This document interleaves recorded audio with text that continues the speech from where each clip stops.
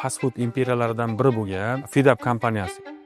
Men qarang, nima anaqasi bor? Mana o'zingiz brendingizni ochdingiz nimaga Fidapga chiqdingiz nima? Sizga nima anaqa bo'ladi? Tabiiy marojnilar qo'ydi. Buni mazasini yeb ko'rsanglar, juda ham tabiiy. Sizlarda struktura katta ehtimol bilan matritsaviy struktura qilgansizlar. Mana shu strukturangizda nechta bo'limlar bor o'zi? Men ham ko'p filial qilib tashagim kelyapti. Nima xalaqit beradi? Biz olayotgan ro'yxatimiz biz halollab, o'zimiz pulimizni o'zimiz topamiz. Bozorda Fidapni pozitsiyasi, ya'ni brend pozitsiyasi qanaqa o'zi? Boshida keladi, 3 oy o'zini ko'rsatadi, energiya bilan o'zini ko'rsatmoqchi bo'ladi. Bu biladi nimadir, o'zini bekityapti deydi-da, 3 oydan keyin bilib qoladi hech narsani bilmasligingizni. Bilib qolgandan keyin o'zi uchun ishlashni boshlaydi. Xorazmdan chiqib keldingizmi? Siz uchun maxsus olgan. Jahongir bizni necha yillik ukamiz, qadrdonimiz. Hozirgi kunda ayollarning ichida juda mashhur bo'lgan Dilmus brendining asoschisi. Dilmus xalq uchun degan logika bilan qilingan. Ya'ni biz birinchi boshlagan paytimizda Reputatsiyasini birpatda yo'qotib qo'ygan odam tiklashga harakat qiladi-yu. Qarang, bitta gap aytaymi? Tikilamiz. Qachonki siz umumiy odamlarning fikriga qarab turib biznes qursangiz o'lasiz. Reputatsiya bu shunaqa nozik narsaki, parcha-parcha bo'ladigan narsa. Uni tiklab bo'lmaydi. tadbirkor kim desa, tavakkalchi inson. Assalomu alaykum, yaxshimisizlar? Bugun biz loyihamizni navbatdagi mehmoni sifatida O'zbekistondagi eng yirik fast food imperiyalaridan biri bo'lgan Fidap kompaniyasi, ya'ni 50 dan oshiq filiallarga ega hozirgi kunda O'zbekistonda asoschisi Umid aka Ergashev bilan suhbat o'tkazamiz. Biznes qanaqa tizimlashgan, xodimlarning boshqaruvi qanaqa, moliyaviy boshqaruvlari qanaqa masshtablashyapti, kelajakda qanaqa rejalari borligi xususida suhbat o'tkazamiz. Ko'rsatuvimizni oxirigacha ko'radigan bo'lsangiz, juda ham foydali, qiymatli ko'rsatuv bo'ladi. Biz Umid aka bilan kecha xabarlashgan edik va mana o'zlarini Toshkent City'dagi filiallariga keldik. Umid aka, katta rahmat. Xolos juda manfaatli suhbatlar bo'ladi. Xolos. Qisqacha tanishtirmaysizmi, qanaqa holat bilan? Endi Fidap filialimiz, Toshkent City'dagi filialimiz hozirgi kunda mana kechasi 3 gacha ishlayapti.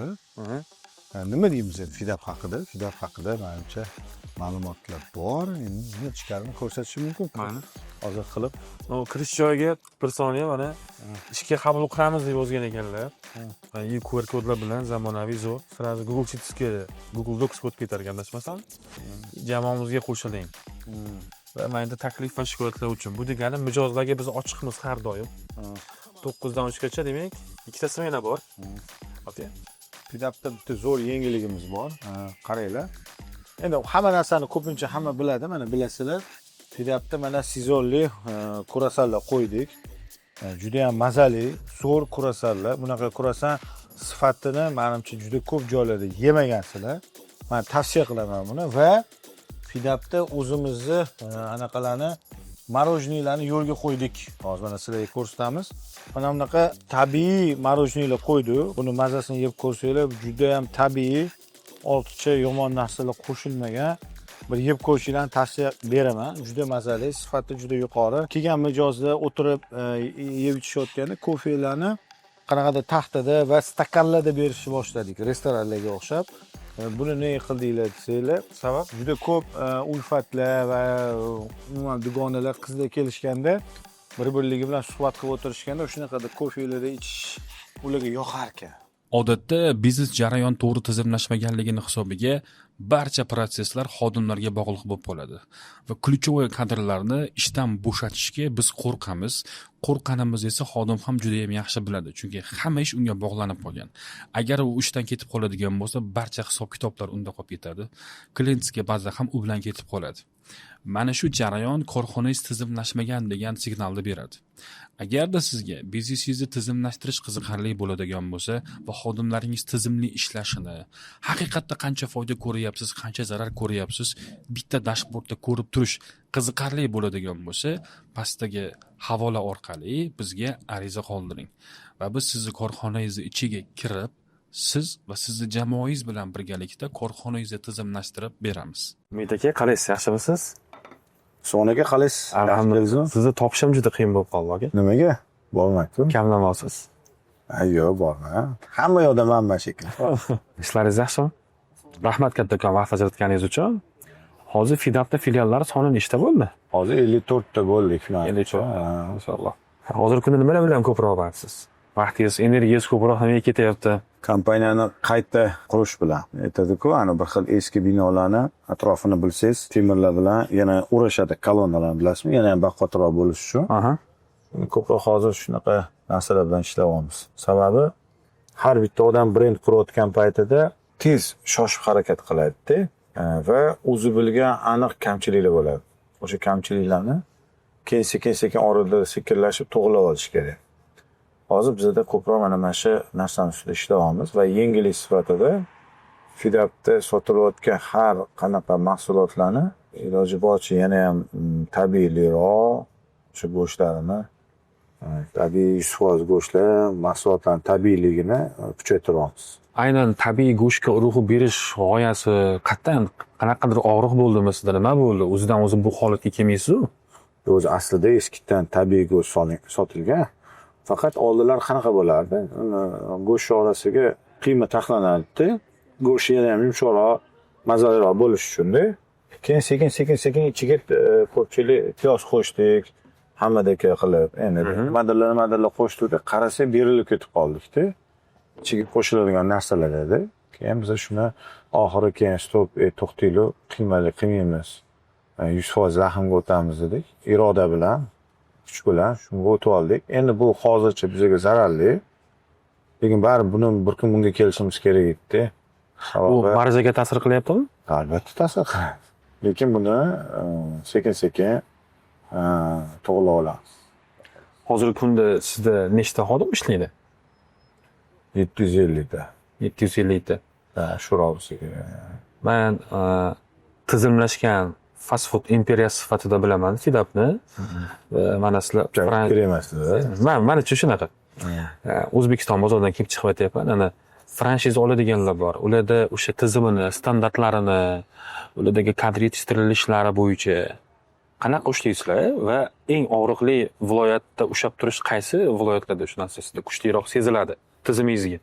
Franchiza o'laroq uni ichki standartlarini ham nazorat qilish, kadr masalasi, servisi.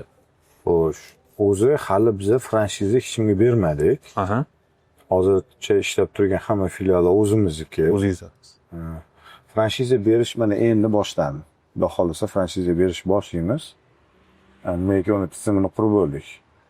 Boshqaruvga kelsak, muammo endi bar uzoq hududlar ko'proq muammodir. Masalan, Xorazmda muammolar bor. Sababi endi Xorazmda hamchi mana har bitta xalqqa o'ziga yarasha vkusi bor-da. Tushunasizmi? Shundan kelib chiqib baribir qayerdadir moslashasiz.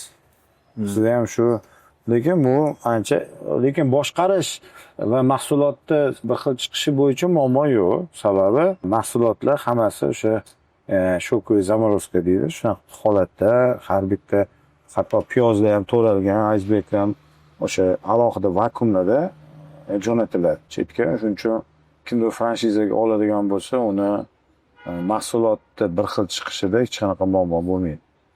Zo'r chiqadi, xolos. Franchiza modeli sifatida kengayishga endi keldik deyapsiz.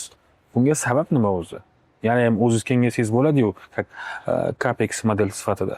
Franchizadagi qulayliklar birinchidan sizga yangi yosh tadbirkorlarni yangi qarashini sizga beradi, opitini. Ikkinchisi sizni brendingiz tezroq kengayishiga imkoniyat.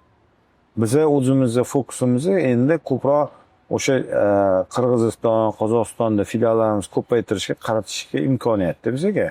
Ichki bozorda endi franchiza bilan kengayveramiz va yangi partnyorlar bilan ishlashni boshlaymiz-da. Masalan, menga komandan bir xil payt baribir endi Umid akasidan aytaylik bir xil narsalarni taklif qilib tashashmaydi-da, yengilliklarni. Umid aka ofislari katta, yengillik qabul qiladimi yo'qmi deyshadi-da.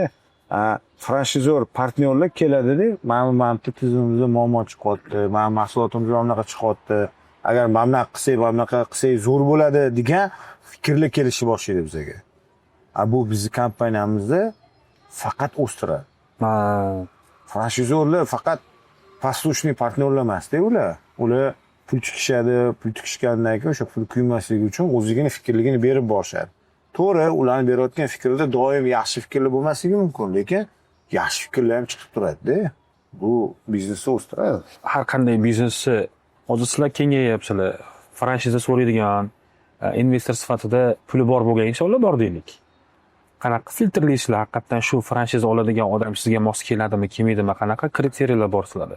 Endi dunyo qarashimiz bilan qadriyatlarimiz bari o'xshash bo'lishi kerak. Bu birinchi. Ikkinchisi shu sohani biladigan odam bo'lishi kerak. Ya'ni bu Shu sohaga aralashmagan odam bo'lsa, odatda odatda общепит sohasida, xizmat ko'rsatish sohasida bo'lishi kerak. Faqat общепит emas, xizmat ko'rsatish sohasi. Bu har qanaqa endi xizmat ko'rsatish sohasining turlari ko'p. Bu turizm, mehmonxona, restoran, fast food, paynet, maynet, hatto qanaqadir mana telefon aksessuarlari do'konlari bormi, boshqasi bormi? Umumiy xizmat ko'rsatish sohasida, savdo va xizmat ko'rsatish sohasida ishlaydigan odam bo'lsa bo'ldi bizga. asosiy to'g'ri tushungan bo'lsam, shu sohada ishlagan bo'lishi kerak va sizlarning o'sha qadriyatlaringizga mos keladigan inson bo'lishi kerak. O'zi O'zbekistonda franshiza olish madaniyati qanchalik shakllangan? Man analiz qilib ko'rgansiz u bozorni. Yo'q, madaniyat shakllanmagan. Endi uni faqat katta brendlar masalan buni tushunishyapti. Katta investorlar, lekin juda ham ko'p o'rta segment tadbirkorlar franshiza madaniyatini hali to'laqonli tushunishmaydi. Ular o'ylashadi, pulini berdim, sotib oldim, xohlagan ishimni qilaman deb o'ylashadi. Unaqa emas. Franshiza o'zi zo'r narsa. Bundoq qarasa. Masalan, viloyatlarda va Toshkent shahrida juda ko'p fast foodlar bor. Ularning food cost masalan ancha yuqorida, 58-60% food cost ularda. Ular o'ziga qilishsa, bar hamma narsani bitta dona filiali bor odam qimmat oladi-da. Upakovkalari ham, go'shti ham, hamma narsani bizga nisbatan bar qimmat olishadi. Agar undan ko'ra u o'ziga ochishgandan keyin, "Voy, qachon yonimga kelib Fidab ochib qo'yar ekan yoki ani boshqa brendlar yoki u brend yoki bu brend ochib qo'yar ekan" deb xavotir olgandan ko'ra, undan ko'ra o'sha katta kemaga chiqib olsa, kattaroq kemaga chiqib olsa, uni o'sha bozorda qolish imkoniyati o'sadi. So'rasa, masalan, nimaga Fidabga chiqish kerak? Katta kemaslik misolida. Birinchidan, Fidabning 15 yillik tajribasi bor. Ikkinchidan, har qanaqa mahsulot, qoz, upakovka mahsulotlari bormi, go'sht mahsulotlari bormi, ichiga qo'shiladigan ketchup, mayonez, hamma narsasi tizim qurilgan va u o'zi ochgandan ko'ra arzonroq oladi. Arzonroq oladi va remontlarda qaysi remontlar deyishni, mijozga nima yoqishini Fidab biladi.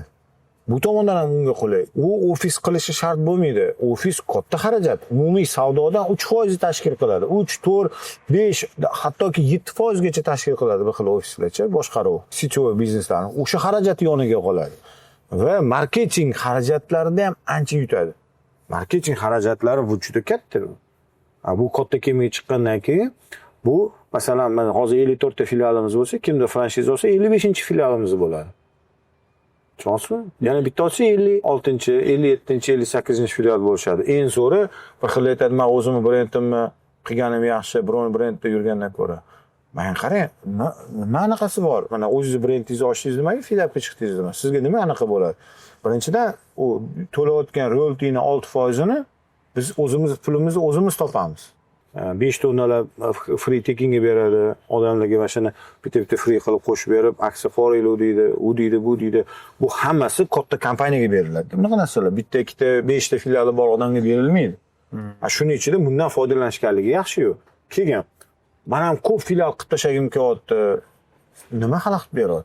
Bizdan franshizani olib kerak bo'lsa Toshkentda ochsa bo'ladi.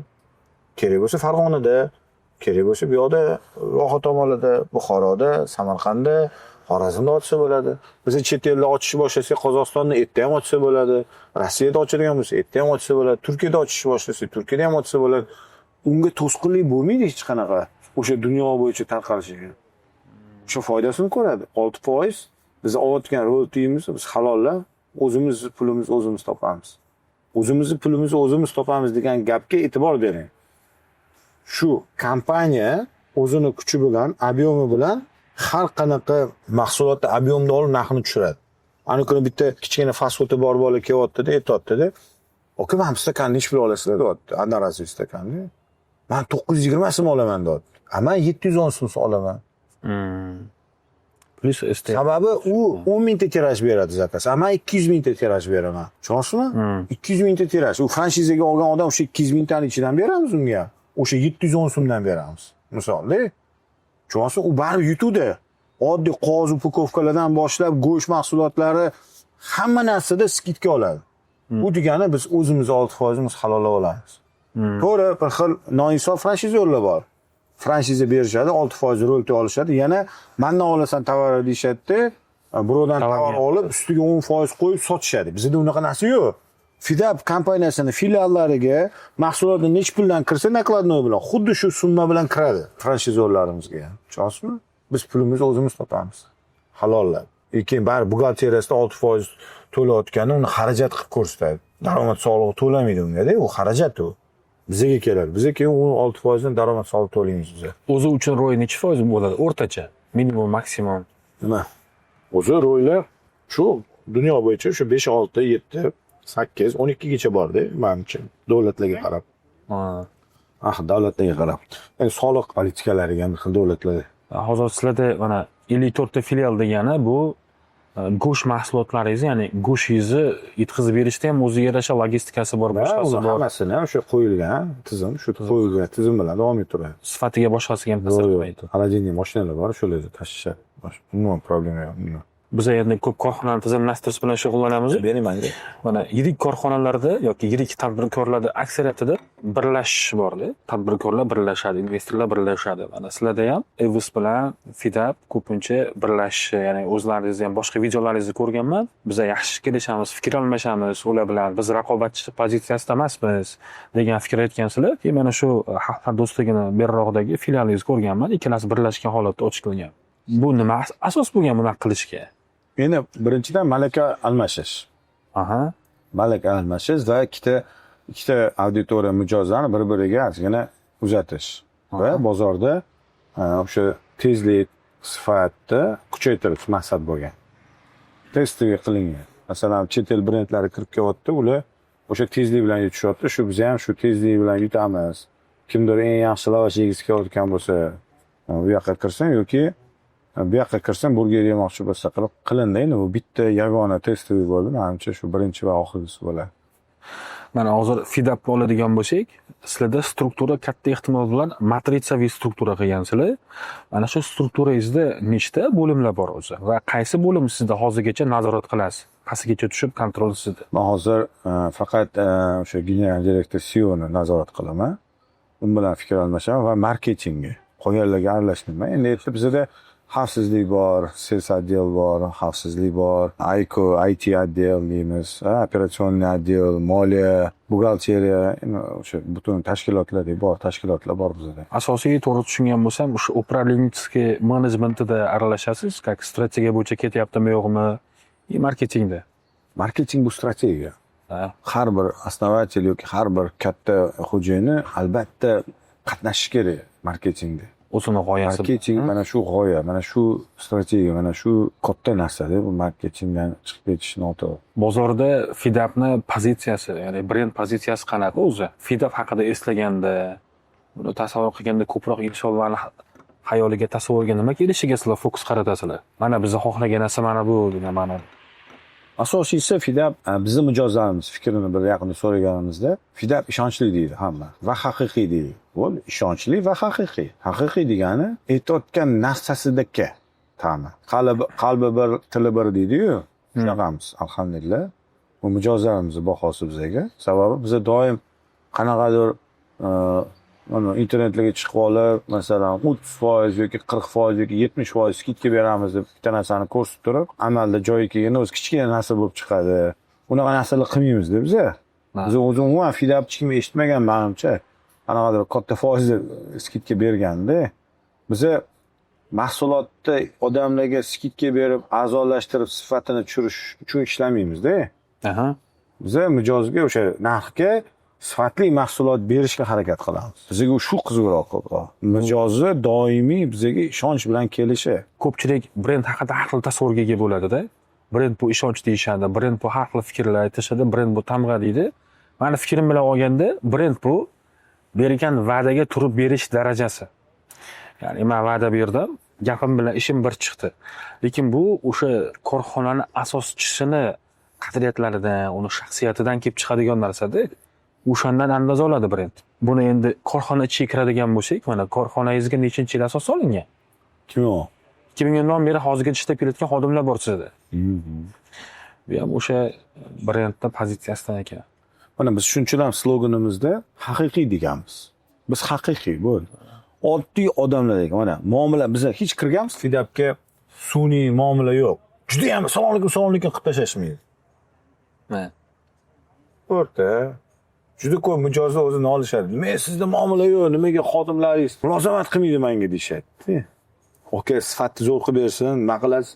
Quruq mulozamatni. Zo'r mulozamat bo'lsa, sifati past bo'lsa, oka, deymanda, fokusni sifatga qarating deb qo'yaman-da. Men masalan, mendan kelib chiqsa kerak-da, kompaniya ham deyman-da. Menda ham xarakterimda juda kirib ketish yo'q-da. Sal anaqaroqman, odamni o'ramanmi deyman bir xil payt. Mana hozir ijtimoiy tarmoqqa chiqishim mumkin, mediada mana gaplashishim mumkin, lekin ko'p yolg'iz yuraman. Ko'p yoki bitta suhbat joyiga kelib qolsa, o'shan bilan soatlab gaplashaman-da, yana o'zimni dunyoyim bilan yuraveradigan odamman-da. Va umuman meni komandam shunaqa bo'lib qo'ygan-da, menga o'xshab qo'ygan-da, nima qilay. Biznesga ko'proq tvorческий qaraysizmi, ijodkorlik sifatida? Albatta, bu fast food sohasi, restoran sohasi bu ijod bu va javobgarlik. Tushunasizmi? Mahsulotni odamlar sizga ishonib kelyapti-da. U masalan fast foodda keladigan mijozlar masalan sizga ishonib, qattandir uydan chiqadi, kiyinadi, oyog'iga tapchika bo'lsa ham kiyib chiqadi-da. O'sha ta'mni yeyman deb keladi. Lekin o'sha ta'mni yeya olmasa-chi, tamom, u xafa bo'ladi. Shuning uchun mijozlarga aytaman-ku doim. Bolalarga ham aytaman, bu intervyuda ham bir marta aytganman. Biz sakson bilan yashashimiz kerak. Hayotimizda ham o'zimizni tutishimiz 80% bo'lishi kerak. Mahsulotimizni sifati ham 80%. Akalar 100% doimiy ushlab bo'lmaydi. Masalan, 100% degani nima degani? Ideal 100% odam qanaqa? Har doim assalomu alaykum, yaxshimisiz? Har doim kulgan, ko'rinishda energiyaga to'la bo'ladi. Lekin bir xil payt hayotimizda har xil vaziyatlar bo'ladi. Bir xil payt xafa bo'lib qolamiz. Mana misol oddiygina kassirlarimiz ham-da, u biz uydagi voqealarni nazorat qila olmaymiz. Bir xil uyda ham xafa bo'lib chiqadi-da, bu xohlasangiz, xohlamasangiz ishxonada bu ko'rinadi-da, atrajatsiya qiladi-da baribir. Mijozga bundoq qattiqdir, kecha assalomu alaykum deb turgan bola birdaniga assalomu alaykum deb qo'yishi mumkin yoki salom berishi esdan chiqib qolishi mumkin. Uni boshidagi xayollari, dunyoqarashini biz nazorat qila olmaymiz. Katta hayotga endi qadam bosayotgan yigitlar ishlaydi-da bizda. Hali ularda hayotiy tajriba yo'q, hali hayotimizning baland pastlari yo'q, ularda hali bunaqa javobgarlik hissi yo'q bolalar ishlashadi-da. U fast foodga shunaqalar kiradi. U yosh katta bo'lib qolgan, javobgarlikni zo'r his qiladigan, katta tajribali odamlar klient bilan to'g'ridan-to'g'ri muloqot uchun ishlashmaydi. Mana ofisda shunaqa zo'r komanda yiqqanman, yosh kattaroq, tajribali, dunyoqarashi keng odamlar. Bu yosh avlod. Endi biz ularni shakllantiramiz, rivojlantiramiz, ular rivojlangandagi dunyoqarashi ko'paygandagi ular kassadan chiqadi-da, menejerlikka o'tadi. Buni normalni qabul qilishni o'rganishimiz kerak. Restoranga borib, muomalani so'rab olsa bo'ladi. Restorandagi har bitta mijozga qaraydigan ofitsiant bolalar ham, masalan, kunlik hozirgi paytda oilaga 400 ming, 500 ming so'mda. Ular bunga o'qiydi, bunga tayinlanadi. Mana yana bir savol bermoqchiman. O'zbekistonda ekspertlarni jalb qilish ommalashishni boshlayapti. Ya'ni chet eldagi mutaxassis xodimlarni korxonasiga jalb qilib ishlatish. Fidapda umumiy 100% xodimlar necha foizida ekspertlar yoki bo'lmasam chet elda ishlagan xodimlar tashkil qiladi? Yo'q, 1% ham yo'q. Ekspertlarni biz 3 oyga, bir xil payt 3 oyga yoki konsultant qilib chaqiramiz bo'ldi. O'rtacha LTVs qancha shunda? Biz odatda mana oldin 3 oyga olib keluvdik. Keyin faqat maslahatini olib ketkizib olaylik dedi. Sizga har qanaqa ekspert 3 oy ishlab beradi. 3 oy ichida siz dunyo qarashingiz, международный emasligini, aqlingiz bu sohada yo'qligini bilib qoladi. O'zbekistondagi har qanaqa brend hali dunyo tajribasiga ega emas. Ichki bozordamiz faqat hali hammamiz. Bizda международный o'sha xalqaro tajriba yo'q bizda. Ular boshida keladi, 3 oy o'zini ko'rsatadi, energiya bilan o'zini ko'rsatmoqchi bo'ladi. Bu biladi nimadir, o'zini bekityapti deydi-da, 3 oydan keyin bilib qoladi hech narsani bilmasligingizni. Bilib qolgandan keyin o'zi uchun ishlashni boshlaydi. O'sha qilishni boshlaydi. Pul qilishni boshlaydi. Endi insoflilari ham bor, lekin juda kamda. Insoflilari o'zini o'sha kompaniyasida tug'ilib o'sha yerda o'ladi. Ular odatda-da. Bunaqa kompaniyadan kompaniyaga u odam bu yoqqa chet el yurmaydi bir xillar. Mana juda ko'pchilik ekspat olib kelyapti. Ular ko'rishyapti. 3 oyda ular katta rahbarlar bilan ishlagan odamlar, xalqaro tajribasi bor odamlar bilan. Siz bunaqa odamga buyruq berishni ham bilishingiz kerak-da. Sizda xalqaro tajribangiz yo'q-da, lekin xalqaro tajribasi bor boshqaruvchini olib kelyapsiz, unga buyruq berishni bilasizmi? Bilasizmi? Bu ham muhim. Voy. Masalanda, chosmi? Bir xil erkaklar aytadi, "Menga aqlli, dunyoqarashi keng, chiroyli, eng zo'r ayol kerak" deydi. Xo'p, endi uni lekin sen qanaqasan? Unga dostoynimisan? U ayolni sen обеспечить qila olasanmi? U gap aqlli ayolni fikrlarini eshita olasanmi? "Va menga aqllilik qilma" deb baqirib ketasizlar. U ana ko'tara olmaysizlar sizlar aqlli ayollarni-chi, bir xillarichi. Ana послушный ayoldan keyin dunyoqarashi keng, aqlli ayol xohlamayman, mani ayolimni dunyoqarashi past deydi-da. Sen ko'tara olmaysan deyman-da bunaqa ayollarni. To'g'risi. Ular kuchli. Ularga kuchli, ular o'ziga o'xshagan kuchli erkak kerak ularga-da. Juda ham kuchlisi kerak. Dunyoqarashi keng ayollar ham hali o'zini chegarasini bilishmaydi ular ham. Qayerda chegara borligini. Nega ular ham endi kuchayib ko'rishyapti. Endi ular ham endi ko'rishyapti-da buni. Hali ularda tajriba yo'q. Bu kuchni qayerda ishlatish kerakligini. Mana olgan dunyoqarashini, olgan kuchini qayerda ishlatish kerak, qayerda ishlatish kerak emasligini hali ular ham o'zligi ham bilishmaydi. Bu tajriba yo'q. Mana endi mana kuchli ayollar qayerdadir kuchini ko'rsatish kerak emas joyda ko'rsatib qo'yishyapti va uni orqasidan juda ko'p muammolar kelyapti.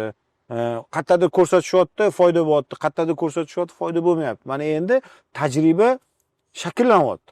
Mana ayollar endi tushunishni boshlayapti. Ha, demak, mana Mamitni xato qilish kerak emas ekan, Mamitni qilsa bo'lar ekan degan narsani endi ular tajriba olishyapti. Mana psixologlarning ham to'g'risini, noto'g'risini, poddelka, ne poddelkani farqlash endi boshlaydi xalq. Bozor madaniyati shakllanadi. Endi shakllanadi. Mana bir xil bolalarni ko'ryapman, ayollar aqlli bo'lib ketyapti, dunyoqarashi kengayib ketyapti, hamma ayollar baxtsiz bo'lib ketyapti, erkaklar baxtsiz bo'lib ketyapti. Hamma narsani boshlanishi shunaqa bo'ladi. Lekin baribir bir kun bo'ladi bu. Iloji yo'q bo'lmasligini. Agar siz jamiyatga kuchli, mo'shni erkaklarni katta qilmoqchimisiz, davlatni ko'taradigan bizga kuchli onalar kerak. Dunyoqarashi keng kuchli onalar kerak. U shu kungacha kam bo'lgan ular. Endi ularni ko'paytirayotgan paytimizda to'g'ri qayerdadir ular olgan kuchini, ilmini, bilimini qayerdadir to'g'ri joyda ishlatisha olmayapti bir xillari.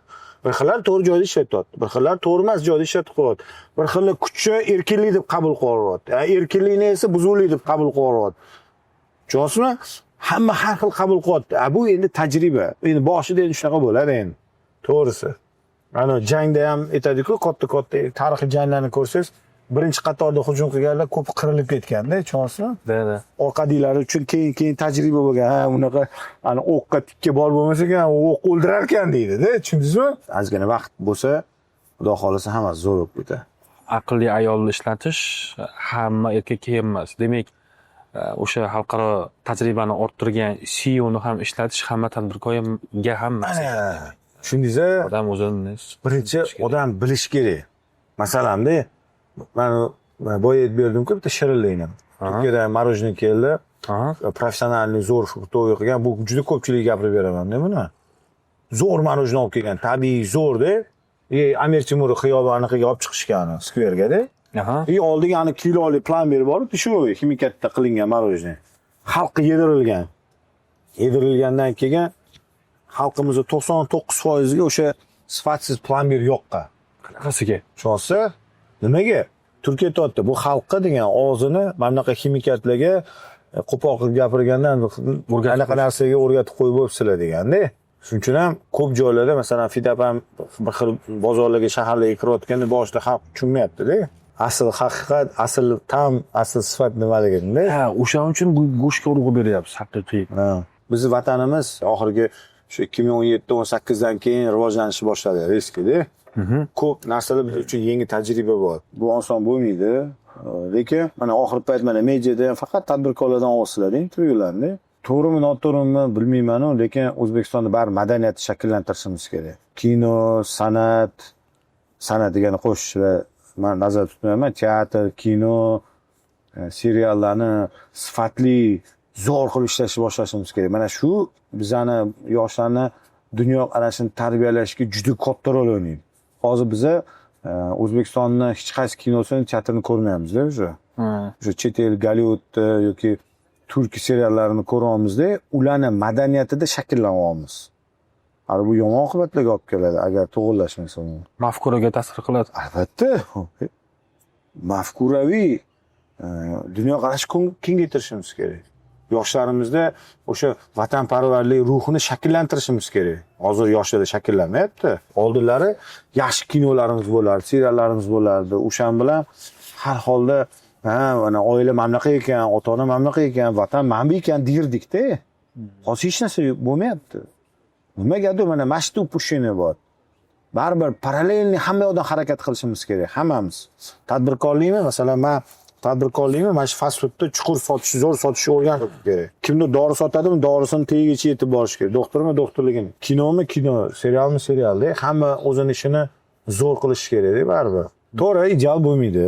Idealni qidirish kerak emas bu dunyoda. Ideal yo'q. Men buni juda ko'p qaytarganman, yana qaytaraman ham. Siz o'sgan saringiz, moliyaviy erkinlikka erishgan saringiz, dunyoqarashingiz kengaygan sari siz baxtli bo'lmaysiz. Teskarisi bo'ladi. Baxtsizlashib boraverasiz. Shunga tayyor bo'ling. Hozirgi mavzuga taalluqli bo'lgan fikr aytmoqchi edim. Shu savol bermoqchi edim, shunga olib keldingiz o'zingiz mana. Biz ko'p korxonalar ichiga kirib tizim qilib beramiz. Tadbirkorning og'rig'ini his qilganim uchun aytyapman-da. Mana life va work balansni ushlash juda ham qiyin. Ya'ni hayot va ish balansini ushlash qiynaladi. Uyga kelgan vaqt ko'p holatda farzandi uxlab yotgan bo'ladi-da. Ya'ni farzand bilan munosabatda ham bolaga munosabatda uzoqlashib ketgan. Shunchalik biznesini, uni energiyasini, vaqtini, fokusini oladi. Hatto bola qanaqa katta bo'lib qolganligini tushunish qiyin bo'ladi. Uzoqlashib qoladi-da. Mana shu masalada qanaqa fikrlar o'zingizda? Ko'plarcha mana bizning farzandlarimiz va jamiyat bitta narsani tushunmaydi. Biz aytamiz-ku, kompaniyani bu darajaga olib kelgungacha juda ko'p qurbonlik berganmiz. Xuddi shunday. Bu qurbonliklar nima? Mana shu qurbonliklar bizni vaqtlarimizni, bor vaqtimizni, energiyamizni shu sohani rivojlantirish uchun tikib olganmizda, oilada pushina qilganmiz. Shunaqa. Oila bilan muloqot to'xtab qolgan. To'xtab qolganning hisobiga oilada o'tirib gaplashsangiz bir-biringizni tushunmaysiz. U umuman boshqa dunyoda, siz umuman boshqa dunyoda yurgan bo'lasiz-da. Shuning uchun mana menda qanaqa odat? Farzandlarim bilan gaplashayotganimni kamera qo'yib qo'yaman-da, yozaman. Kattalarga o'xshab gaplashamiz.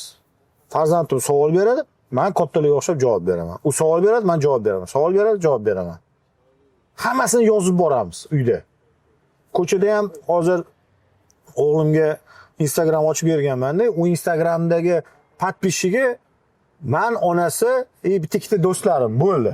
Zakritый profil, u o'zicha nimadirlar qo'yadi, uni faqat to'rtta odam ko'radi. Yoshi necha? Ko'ra olmaydi. Yosh endi kichkina hali. Mana hozir bitta savol beryapti-da, mana sizga qo'yib bermoqchiman-da. Mana hammasini yozib boramiz. O'g'lim aytayapti.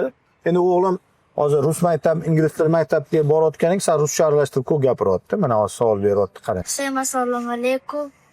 Всем привет. Мы еще раз с папой будем разговаривать, давать вопросы. Да? Почему Аллах посадил нас в землю? И он почему создал землю? Лучше он нас посадил бы в рай. Знаете, deyapti, nimaga Alloh taolo deyapti, bizani yer yaratyapti-da, bizani u yoqqa qo'yyapti. Yosh bola. Nima qilibdi, sraz jannatga qo'yib qo'ysa bo'lmaydimi? Bizani unaqa qiynab, sinab, anaqa qilgandan ko'ra deyapti. Yosh bola. Bunaqa savollar berish uchun otasi bilan ko'p muloqot qilgan bo'lishgan. U bilan biz hayot haqida gaplashamiz, dunyoqarash haqida gaplashamiz. Qaranglar, ko'pchilik aytadiki, mana bitta tadbirkorni taniyman, katta tadbirkorni bolasini yuridikida o'qityapti. Nimaga aytsa, "Sen bolam katta prokuror bo'lsin, davlat chinovniki bo'lsin" deydi. Unaqada qachon o'samiz bizada, misol-da. Mana, biz qachon o'samiz? Hamma o'zini ishida ketish kerak. Prokurormi? Prokuror o'g'li prokuror bo'lsa, tadbirkor tadbirkorligida ketish kerak. biznesingizni tizimlashtirish haqida juda ko'p o'ylaysiz, har xil biznes kurslarda o'qib ko'rgansiz, lekin haligacha natija yo'qmi? Assalomu alaykum, ismim Usmon. Biz 7 yildan oshiq vaqt mobaynida korxonalarning ichiga kirib, birga bir ishlab, bizneslarni tizimlashtirib berganmiz va hozirgi kunda 110 dan oshiq korxonalar bizning xizmatimizdan foydalangan. Biz quyidagi tartibda ish olib boramiz. Avvalo korxonangiz audit qilinadi. Audit qilingandan so'ng darajli karta ishlab chiqiladi. Nimali ketma-ketliklar bo'yicha biz biznesingizni tizimlashtirishimiz kerak. Misol keltirishim mumkin sizga. Korxonangizda deylik, ombor to'g'ri tartiblashmagan, o'z vaqtida astartga olinmaydi, sverka qilinmaydi, ya'ni kirgan mol, chiqqan molni nazorati yo'q, oy yopilmaydi. Skladingizda qancha mol sotildi, qancha astartga qoldi bilmaysiz. Shuning bilan birgalikda pastavshiklar bilan o'zingiz oldi-berdi qilasiz. Molga o'zingiz zakaz berasiz, u mol skladingizga kelib tushdi, qanaqa tannarx asosida sotilayotganligidan nazorati yo'q. Shuning bilan birgalikda sizda post sistem bo'lishi mumkin, ya'ni post sistem orqali skladingizga uchotingiz bor, lekin upravleniyskiy uchotingiz yo'q. Korxonangizni balansi, pul oqimi, foyda zararini o'z vaqtida ko'ra olmaysiz. Bularning hammasi sizga stress beradi. Nimaga? Chunki shuncha ishlayapmiz, shuncha harakatlar qilyapmiz, lekin haqiqatda qancha foyda ko'rganimizni bilmaymiz. Va bunaqa jarayon hattoki zakotni to'g'ri chiqarishimizda ham og'riq beradi. Undan tashqari xodimlarni boshqarishda ham turli xil muammolar bor. Yo o'zingiz yoki ishonchli bir vakil xodimingiz ishchilarga e'lon beradi. OLXga, Telegramga, HHga kelgan odamlar bilan o'zlari suhbat qilishadi. Yangi kelgan ishchi xodim birorta xodimga biriktirib qo'yiladi, keyin u boshqalar kabi shu muhitda ishni o'rganadi. Aslida unaqa bo'lish kerak emas, har bittasining o'zining tartibi bor. Tizimlashgan korxonalarni ko'rgan bo'lsangiz, har bitta jarayonlarni o'zi bir-biriga bog'langan bo'ladi. Xuddi shu jarayonlarni biz ham sizning korxonangizga joriy qilib bera olamiz. Minimum 3 oy, maksimal 1-1,5 yil vaqt ketishi mumkin. O'rtacha 6 oy vaqt ketadi korxonani noldan tizimlashtirib berish uchun. Va eng qiziq jihatini aytaman sizga, tadbirkorlarda psixotipi bor. Kimdir ishbilarmon bo'ladi, ya'ni ishlab chiqarish bo'yicha zo'r tushunchaga ega, tabiatan shunaqa, unga chunki protsess qiziq. Yana ba'zi insonlar toifasi borki, bular tadbirkor psixotipi. Yana ba'zi bir insonlar borki, boshqaruvchilikka moyil. Yana ba'zilari borki, integrator. O'shani hisobiga biz biznes egasini psixotipini aniqlab olamiz. Deylik, u tadbirkor chiqdi. Biz aytamizki, korxonangizga alohida CEO olamiz. Yo ichkaridan yetishtirib chiqaramiz yoki tashqaridan olib kelamiz. Nimaga? Chunki siz protsessni odam emassiz. Agar tizim quradigan bo'lsak, birinchi bo'lib o'zingiz bu tizimni buzasiz. O'shaning uchun biz ko'p korxonalarda ichkariga CEO olamiz. Natijada u to'liq biznes boshqarish bilan shug'ullanadi, alohida finansist olamiz, u moliya bilan shug'ullanadi. Siz esa jarayonda biznes boshqarish bilan shug'ullanasiz. Sizga biznesingizni boshqarish va kuchli komanda tuzish qiziqarli bo'ladigan bo'lsa, pastdagi havola orqali bizga murojaat qiling va konsultatsiyamizga yoziling. Konsultatsiyada siz bilan tanishamiz. Bir-birimizni qadriyatlarimizni ko'ramiz, ish tajribamizni ko'rasiz, qaysi korxonalar bilan ishlaganmiz, qanaqa natijalar bo'lgani hammasini ko'rasiz va keyingi etapda agar sizga ma'qul keladigan bo'lsa, korxonangizni audit qilamiz va siz va sizning jamoangiz bilan birgalikda inshaalloh biznesingizni tizimlashtirib beramiz. Assalomu alaykum. O'rni yaxshimisiz? Charchamayapsiz? Keling. Assalomu alaykum. Aka. Qalaysiz? Xorazmdan tushib keldingizmi? Siz uchun maxsus aka. Jahongir bizni necha yillik ukamiz, qadrdonimiz. Hozirgi kunda ayollarning ichida juda mashhur bo'lgan Dilmus brendining asoschisi. Hozirgi kunda adashmasam 40 ta bo'ldi filiallar Jahongir. 38 ta. 38 ta filial. Xodimlar soni adashmasam 600 ta. Yo, 1000 plus bo'ldi. Voy mashalloh. Mana ko'rasiz. Nima qilyapsiz aka siz? Aka, biz ishlarni nima podkast olasizlar, nima qilasizlar? Ha, podkast olishib dunyo qarash. Hozir bitta gap haqida gaplashyapti-deydi. Endi o'zim fikrimni aytaman, shunga qo'shimcha qilasiz. Jahongir? Hamma fikr, farzand tarbiyasi haqida gap ketdi. Men aytdimki, farzandimni odatda nima suhbat qilsam zapis qilib boraman. Buni sizga ham aytganim. Ko'p ko'rasiz, bolam bilan ko'p gaplashaman men. Anaqa bir soniya. Men bu mehmonimiz ham sizni Fitapizning mehmoni shekilli. Qo'shilasizmi? Keling, siz ham. Keling, texnika. Keling. 4-chi bo'lib qo'shilib olasiz. Keling. Aytolmanda nimaga degan savol bor-da. Farzandim men ko'rgan qiyinchilikni ko'rmasin deyaptilar. Farzandlar o'zini yo'lini tanlasin deymiz. Farzand yo'lini qachon tanlaydi? 15 yosh, 16, 17 yoshda, to'g'rimi? 15-16 yoshda bolada tajriba yo'q. Uni dunyo qarashi, yo'l tanlashi atrofdagi do'stlari bilan shakllanadi. Undan ko'ra biz ota-onalar yo'l berishimiz kerak. Masalan, hamma prokurormi? Prokuror o'g'li prokuror bo'lishi kerak. Nimaga aytolman, qaranglar. Otasi 30 yil prokuror bo'lib ishlagan odam, farzandi ham prokuror bo'lsa, farzandi bilan gaplashadigan birinchidan temasi bor. temi bor. Uy kelganda ota bola bir-biriga qarab, bittasi tog'dan, bittasi bog'dan bo'lmaydi. O'g'lim nima bo'lyapti ish? Ada bir yengi chiptik ish kelib qoldi, niyabi ishning boshqa ishlarga o'xshamaydi. Qanaqa? Mamlaqa bo'lyapti, muammo mamlaqa bo'lyapti. Bittasini hozir qattiq jinoiy ish ochsa, o'zi aslida bu bilmay qilib qo'ygan. Mana bunisi mamlaqa qilyapti. O'sha yerda ota tushuntiradi. O'g'lim deydi, meni tajribamda mamlaqa qilganimda xato qilganman deb his qilganman qachonlardir. Noto'g'ri qaror bergan ekanman deb haligacha o'sha odam yuziga qarolmayman, vijdonim qiynaladi. Bolam shu yerda nafaqat qonun, vijdonan qarashing kerak deb o'rgatadi otasi. Tajriba bor. Tushunyapsizmi? Tadbirkor bolasi prokuror bo'lishi noto'g'ri yoki tadbirkor bolasi tadbirkor bo'lishi kerak. Masalan, men farzandimga aytamanki, o'g'illarimga aytaman, Fidap kelajakda kim bo'lasan deydi, meni farzandlarimni aytadi. Men deydi Fidapni deydi, dunyoga ochaman deydi. Bitta o'g'lim aytadi, men Amerikada ochaman deydi. Bittasi men Yevropada ochaman deydi. Bittasi men deydi Xitoylarda, umuman Yaponiya, Koreyada ochaman deydi. Nimaga?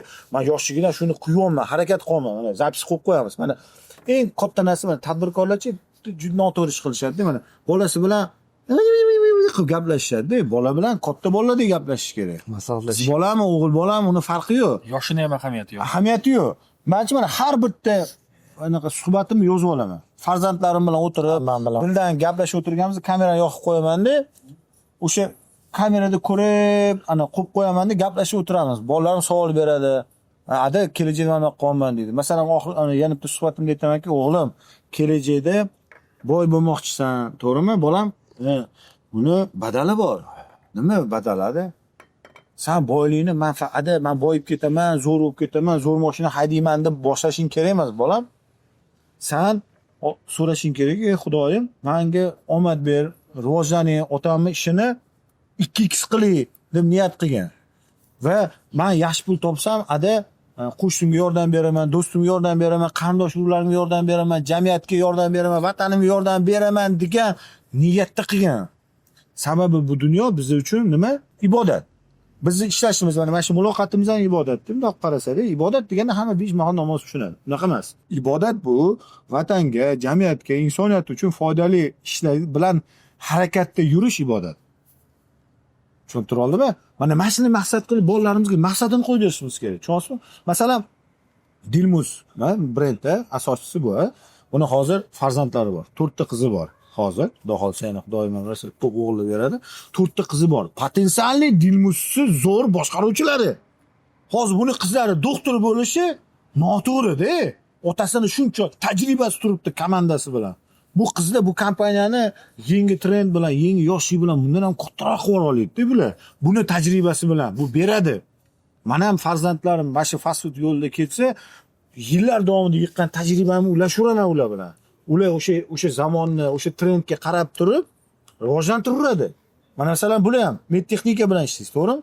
Siz mana farzandingiz doktor bo'lishi to'g'ri, sizga bog'liqroq. Doktor bo'lishi yoki shu narsa bo'lsa, siz farzandingiz bilan men boyaga aytdim. Eng asosiy narsa farzandingiz bilan muloqot uchun tema kerak. Siz farzandingiz 20 yoshga chiqsin, keyin gaplashamiz siz bilan. Mana odamlar bilan biz gaplashib o'tiramiz-ku, bir xil payt tema yo'q. Majbur tarix haqida gaplashamiz. Adam tarixchi bo'lganlar. Tarix yaxshi ko'raman men ham. Lekin umumiy fast food haqida gaplasha olmaymiz. Men odamlarni masalan aytib berganman, necha marta yangi joy arendaga olmoqchi bo'lsam, ada ketdi o'tiringlar, joy ko'rsataman. Derdim, ada mana shu joy arendaga olmoqchiman. Nima deysiz? Fikringizni ayting, agar siz yaxshi desangiz olamiz derdim. Ha derdilar. Oxirichi charchadilar deb aytdilar. Bolam, joylarini olish olmasligini men bilan maslahatlashmagan dedilar. Men butun umr mebelning zavodda ishlaganman. Oddiy ishchi bo'lib, o'sha boshqaruvchi bo'lsa ham, o'sha yerda kichkina mebelning sexda, o'sha yerda ana direktori zami bo'lib ishlaganman, yordamchisi bo'lib. Menda bunaqa tajriba yo'q. O'g'lim, sen yosh bo'lsang ham, o'zingni sohangda katta anaqalarga erishding. Sen bu joy to'g'ri keladi, to'g'ri kelmaydi. Men bilan maslahatlashmangda, ayoqda ustozing bor, tadbirkorlik bo'yicha, Abdosovga, Xo'jaga borlar. Ular bilan maslahatlashing. Men oldimga kelganda duo so'ragin. Men senga duo beraman. Farzandim Allohim masalan farzandimning ishini omadini bergin, rivojlantirgin, masalan duo qiling. Meni qo'limdan duo qilish kerak keladi deganlar. Bir xil payt otalarni bir xil payt to'g'ri ma'noda qabul qilishi, tan olishi bu kuch beradi farzandga. Biz otalar nima qilamiz? O'zi hayotimizda hech narsaga erishmaganmiz. Misol, hatto uy sotib olgan otalar bor yoki umuman boshqa sohada ishlayotgan o'g'illar rivojlanyapti, o'zi umuman boshqa sohada ishlaganda uni sohasiga aql o'rgatib o'tiradi. Bolasini yo'lidan qaytaradi, buzadi. Bilmaysizmi, jim turing. U sohani bilmasangiz. Mana adam shunga o'rgatdilar. Mana oldinchi otalarni farzandini umuman boshqa ishga aralashishini normallik deb hisoblaganman. Adamlarning shu gaplari menga miyam chiqib ketib yoqilgan. Haqiqatdan adam boshqa sohada ishlaganlar-ku. Adam bekorga tarixchi bo'lmagan ekanlar deyman. Adam tarixni yaxshi biladilar-da. Ana bilmagan odamlar bilmagan sohasiga aralashganiga buni oqibatlari juda yomon holatlarga kelganini o'qigan odamlar. Shuning uchun adamlar qaqqadir borsalar-chi, mana bilmagan sohalari bo'lsa jigim o'tiradilar. Hatto fikr bermaydilar. Nimaga? U yerda hozir men bilmagan sohamni gapirib qo'ysam, ketdi deydilar. Shuning uchun men aytmoqchimanki, biz agar kuchli davlat tuzmoqchi bo'lsak, davlat deganda biz mana yo'nalishimiz o'zimizni davlatimizdagi jamiyat. Masalan, men kuchli fast food set dunyo bo'yicha qurmoqchi bo'lsam, mani farzandlarim shu yo'lda ketish kerak. Ko'rganlar tagida kommentariy yozishadi. Mana otasini orzusini qilaman degan, bolasini qul qilgan yana bitta abuzer ota deyshadi. Voy, baraka topkunlar. U yevrolarda shu ishlaydi. Voy, mashalloh. Uncha shirin bo'ladi. Mana yevrolar ham farzandini o'sha sohada tarbiyalaydi. Rivojlantirish uchun. Bola bilmaydi yo'lini o'zi. Uni dunyo qarashini, uni orzularini biz shakllantirib berishimiz kerak deb tushunaman men. Bu meni shaxsiy fikrim. Men hammaga buni qilish shart demayman. O'sha ota kasb bekorga aytilmagan. O'shaning uchun ham eskilan gapi bor-ku. O'shada mana Jahongir, mana sizni fikringizda qiz farzandlaringiz qaysi yo'nalishda ketadi? Hozirdan o'sha harakat qilishyapti. Yo'nalish berib turishibdi. Tushunasizlar? Masalan, sizda 2 ta yoki 4 ta farzand bo'lsa ham hammasi shu sohaga qiziqishi shartmi? Yoki bo'lmasam hamma shu sohaga qiziqadimi? Siz qilayotgan ishga. Agar jamiyatni rivojlantirmoqchi bo'lsa, ular qiziqtirish yo'lini siz topishingiz kerak. Topish kerak. Zo'rlamang. Hech narsaga zo'rlab qilinmaydi. Biz o'zimizni ko'rsatib qilishimiz kerak. Biz otalar bir xilla bolam ichmagin zarar deydi-da, O'zi bor ichadi. o'tiradi. U o'g'il aytadi, "Ada, zarar bo'lsin, nima siz ichasiz?" deydi. Misolda, siz hamma narsani siz o'zingizni ko'rsatib berishingiz kerak. Mani shu fast food ochganim, mani moliyaviy erkin qilganini va mani baxtli qilganini va men boshqalarni baxtli qilayotganimni ko'rgan farzand shu yo'lda ketgisi keladi. Agar aksi Lekin men qilayotgan ishim odamlarni baxtsiz qilayotgan bo'lsa, meni chiqarayotgan qarorlarim odamlarni baxtsiz qilayotgan bo'lsa, bu sohada ketgisi kelmaydi bolalarim. Buni ma'nosini chuqur o'ylang. Juda ma'no ko'p bu yerda. Chuqur o'ylasangiz tushunib yetasiz nima deyotganim. mana Farzandga biz ko'rsatib berib o'rgatamiz. tushundim sizni. Lekin hozirgi O'zbekiston jamiyati, bu ham meni shaxsiy fikrim. O'zbekiston jamiyatida siz aytayotgan ishni qilayotgan aholi yoki aholini jamiyatni qancha qatlami, qancha prosenti bor bu?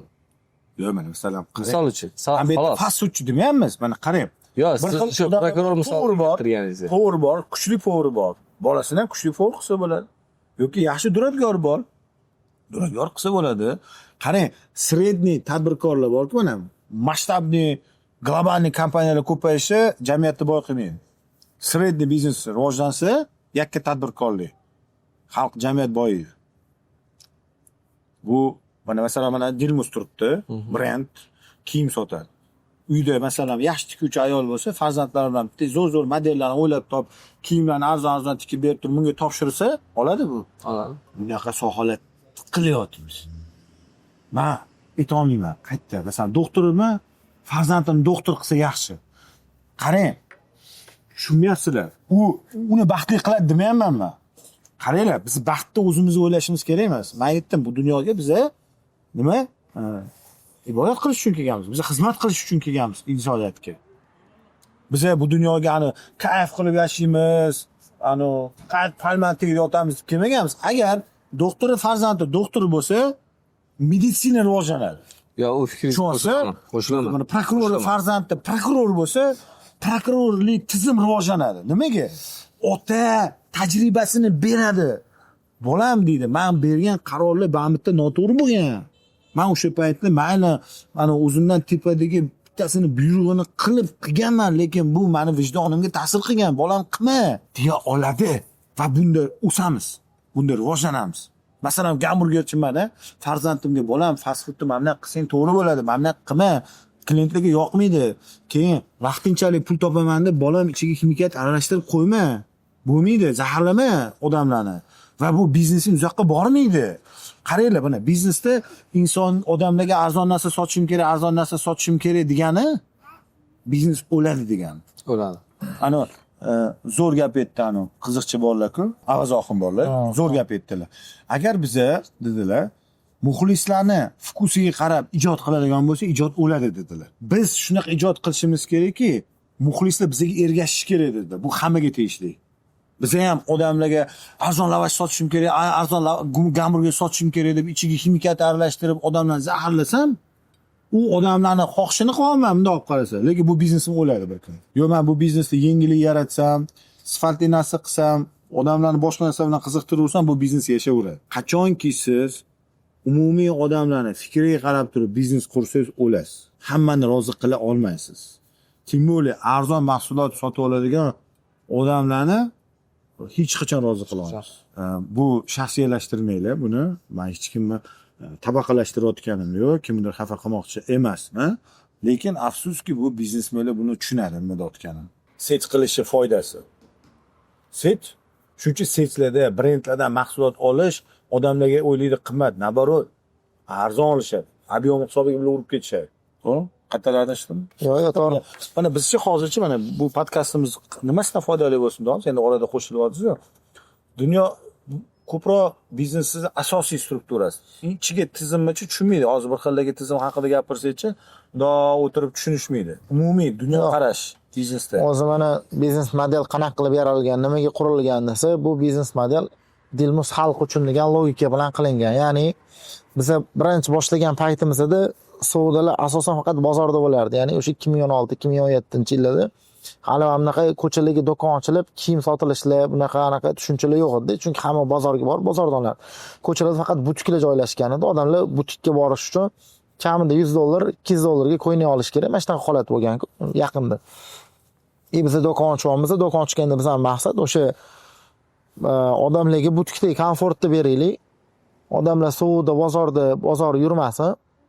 Suvda bozor yurmasin. Bozorga borsa, misol uchun deylik, bizda optam obeddan keyin keling, yo bo'lmasam deylik, atkaz olib yuradi-yu, misol uchun do'konlarga borsa, abasaxiy boshqa.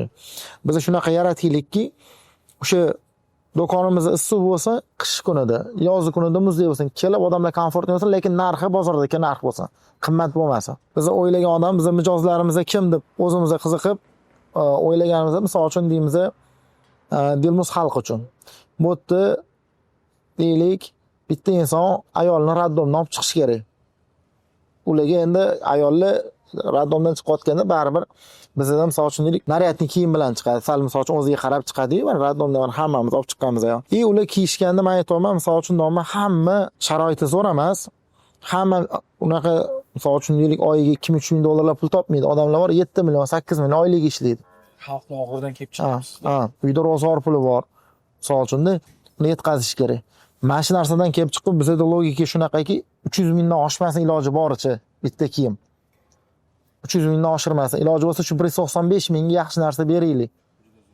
Maksimal. Lekin shu при этом yaxshi kачествоda narsa bo'lsa.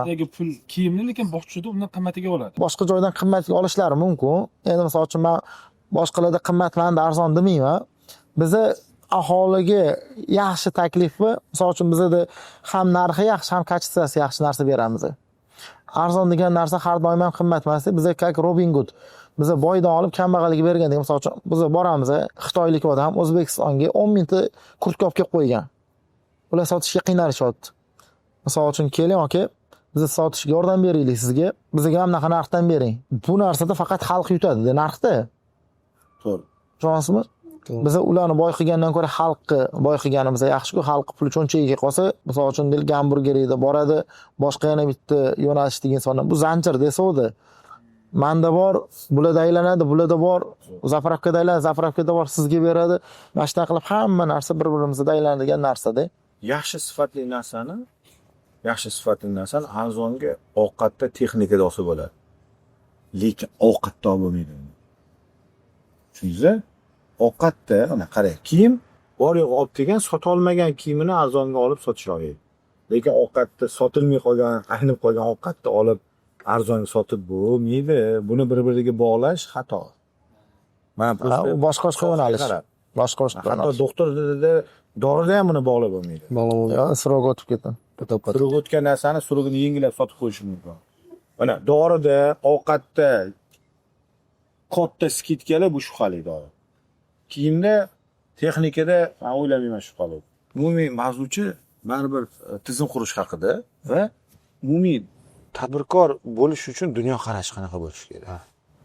Masalan, agar biz dunyo qarashimiz bo'lmasa, bizni topayotgan pulimiz ham biznesdan nima bo'ladi? Bizga zararimizga ishlaydi. Men o'ylayman, tadbirkor bitta so'z bilan ifodalasa bo'ladimi desa bo'ladi.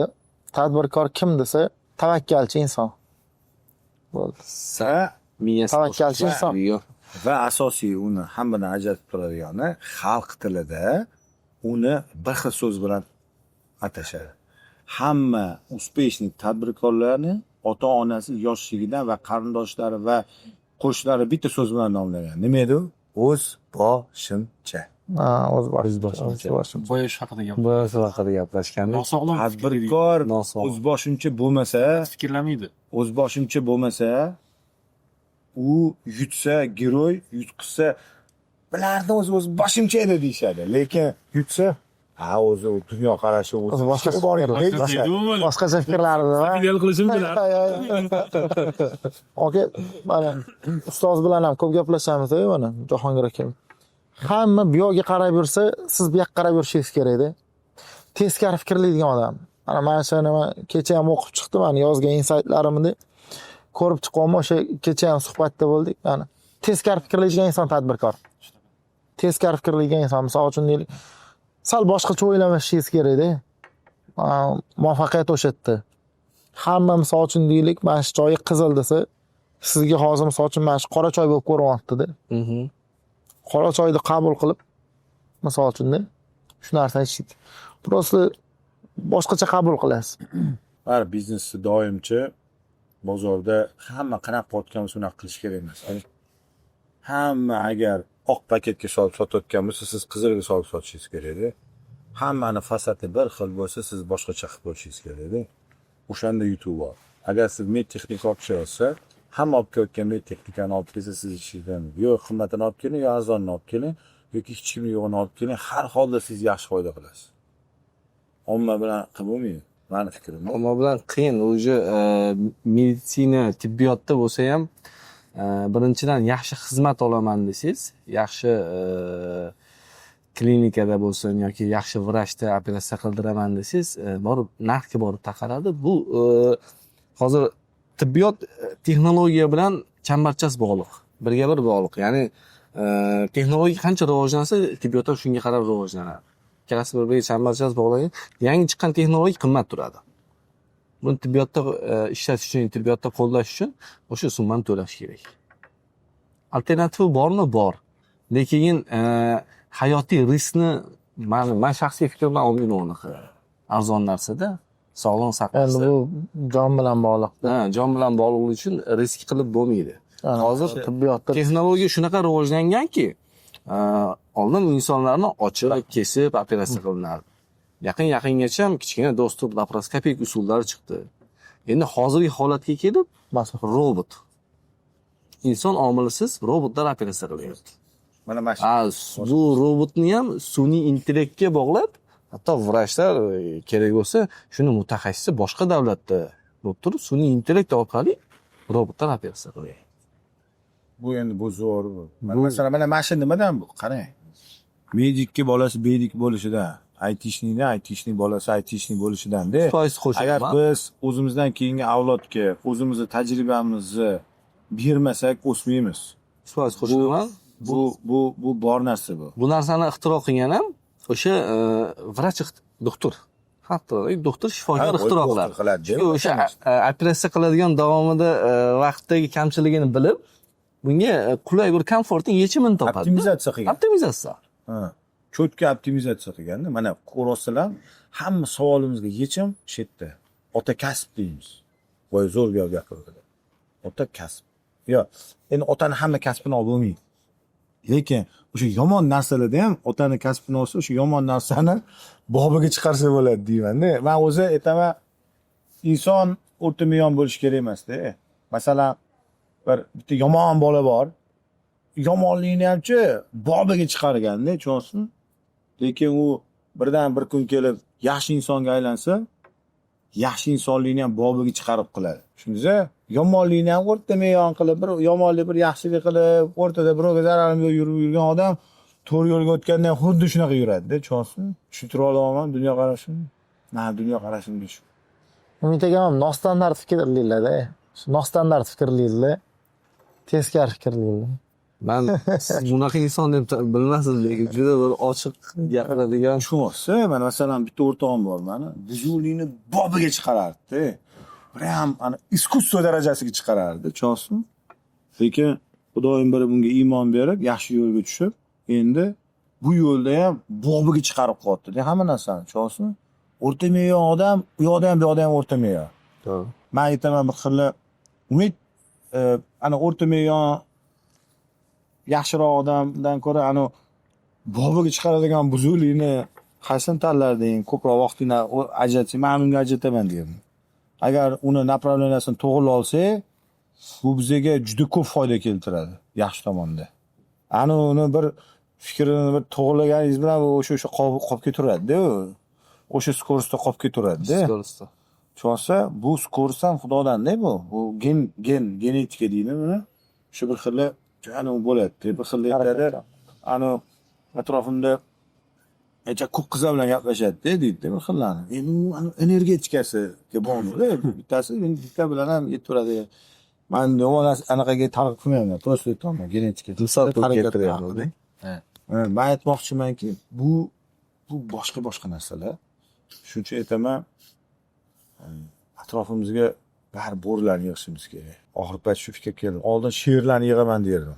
Yo'q, tizim biznes qurayotganingizda, tizimli biznes qurayotganingizda va sizni biznes uzoq yashashini xohlasangiz, siz atrofingizga bo'rilarni yiqqaningiz yaxshi. Bo'rilarning yaxshi tomoni, bo'rilar doim jamoaviy harakat qiladi. Bo'rilar hech qachon yutqiziladigan jangga kirmaydi. Tushundinglar? Sherga farqi yo'q. Bitta o'zi bo'lsa ham bir 10 tasiga kirib ketaveradi. O'lgungacha urushadi u bo'ldi. O'lib ketsa ham u sher o'ylab o'tirmaydi.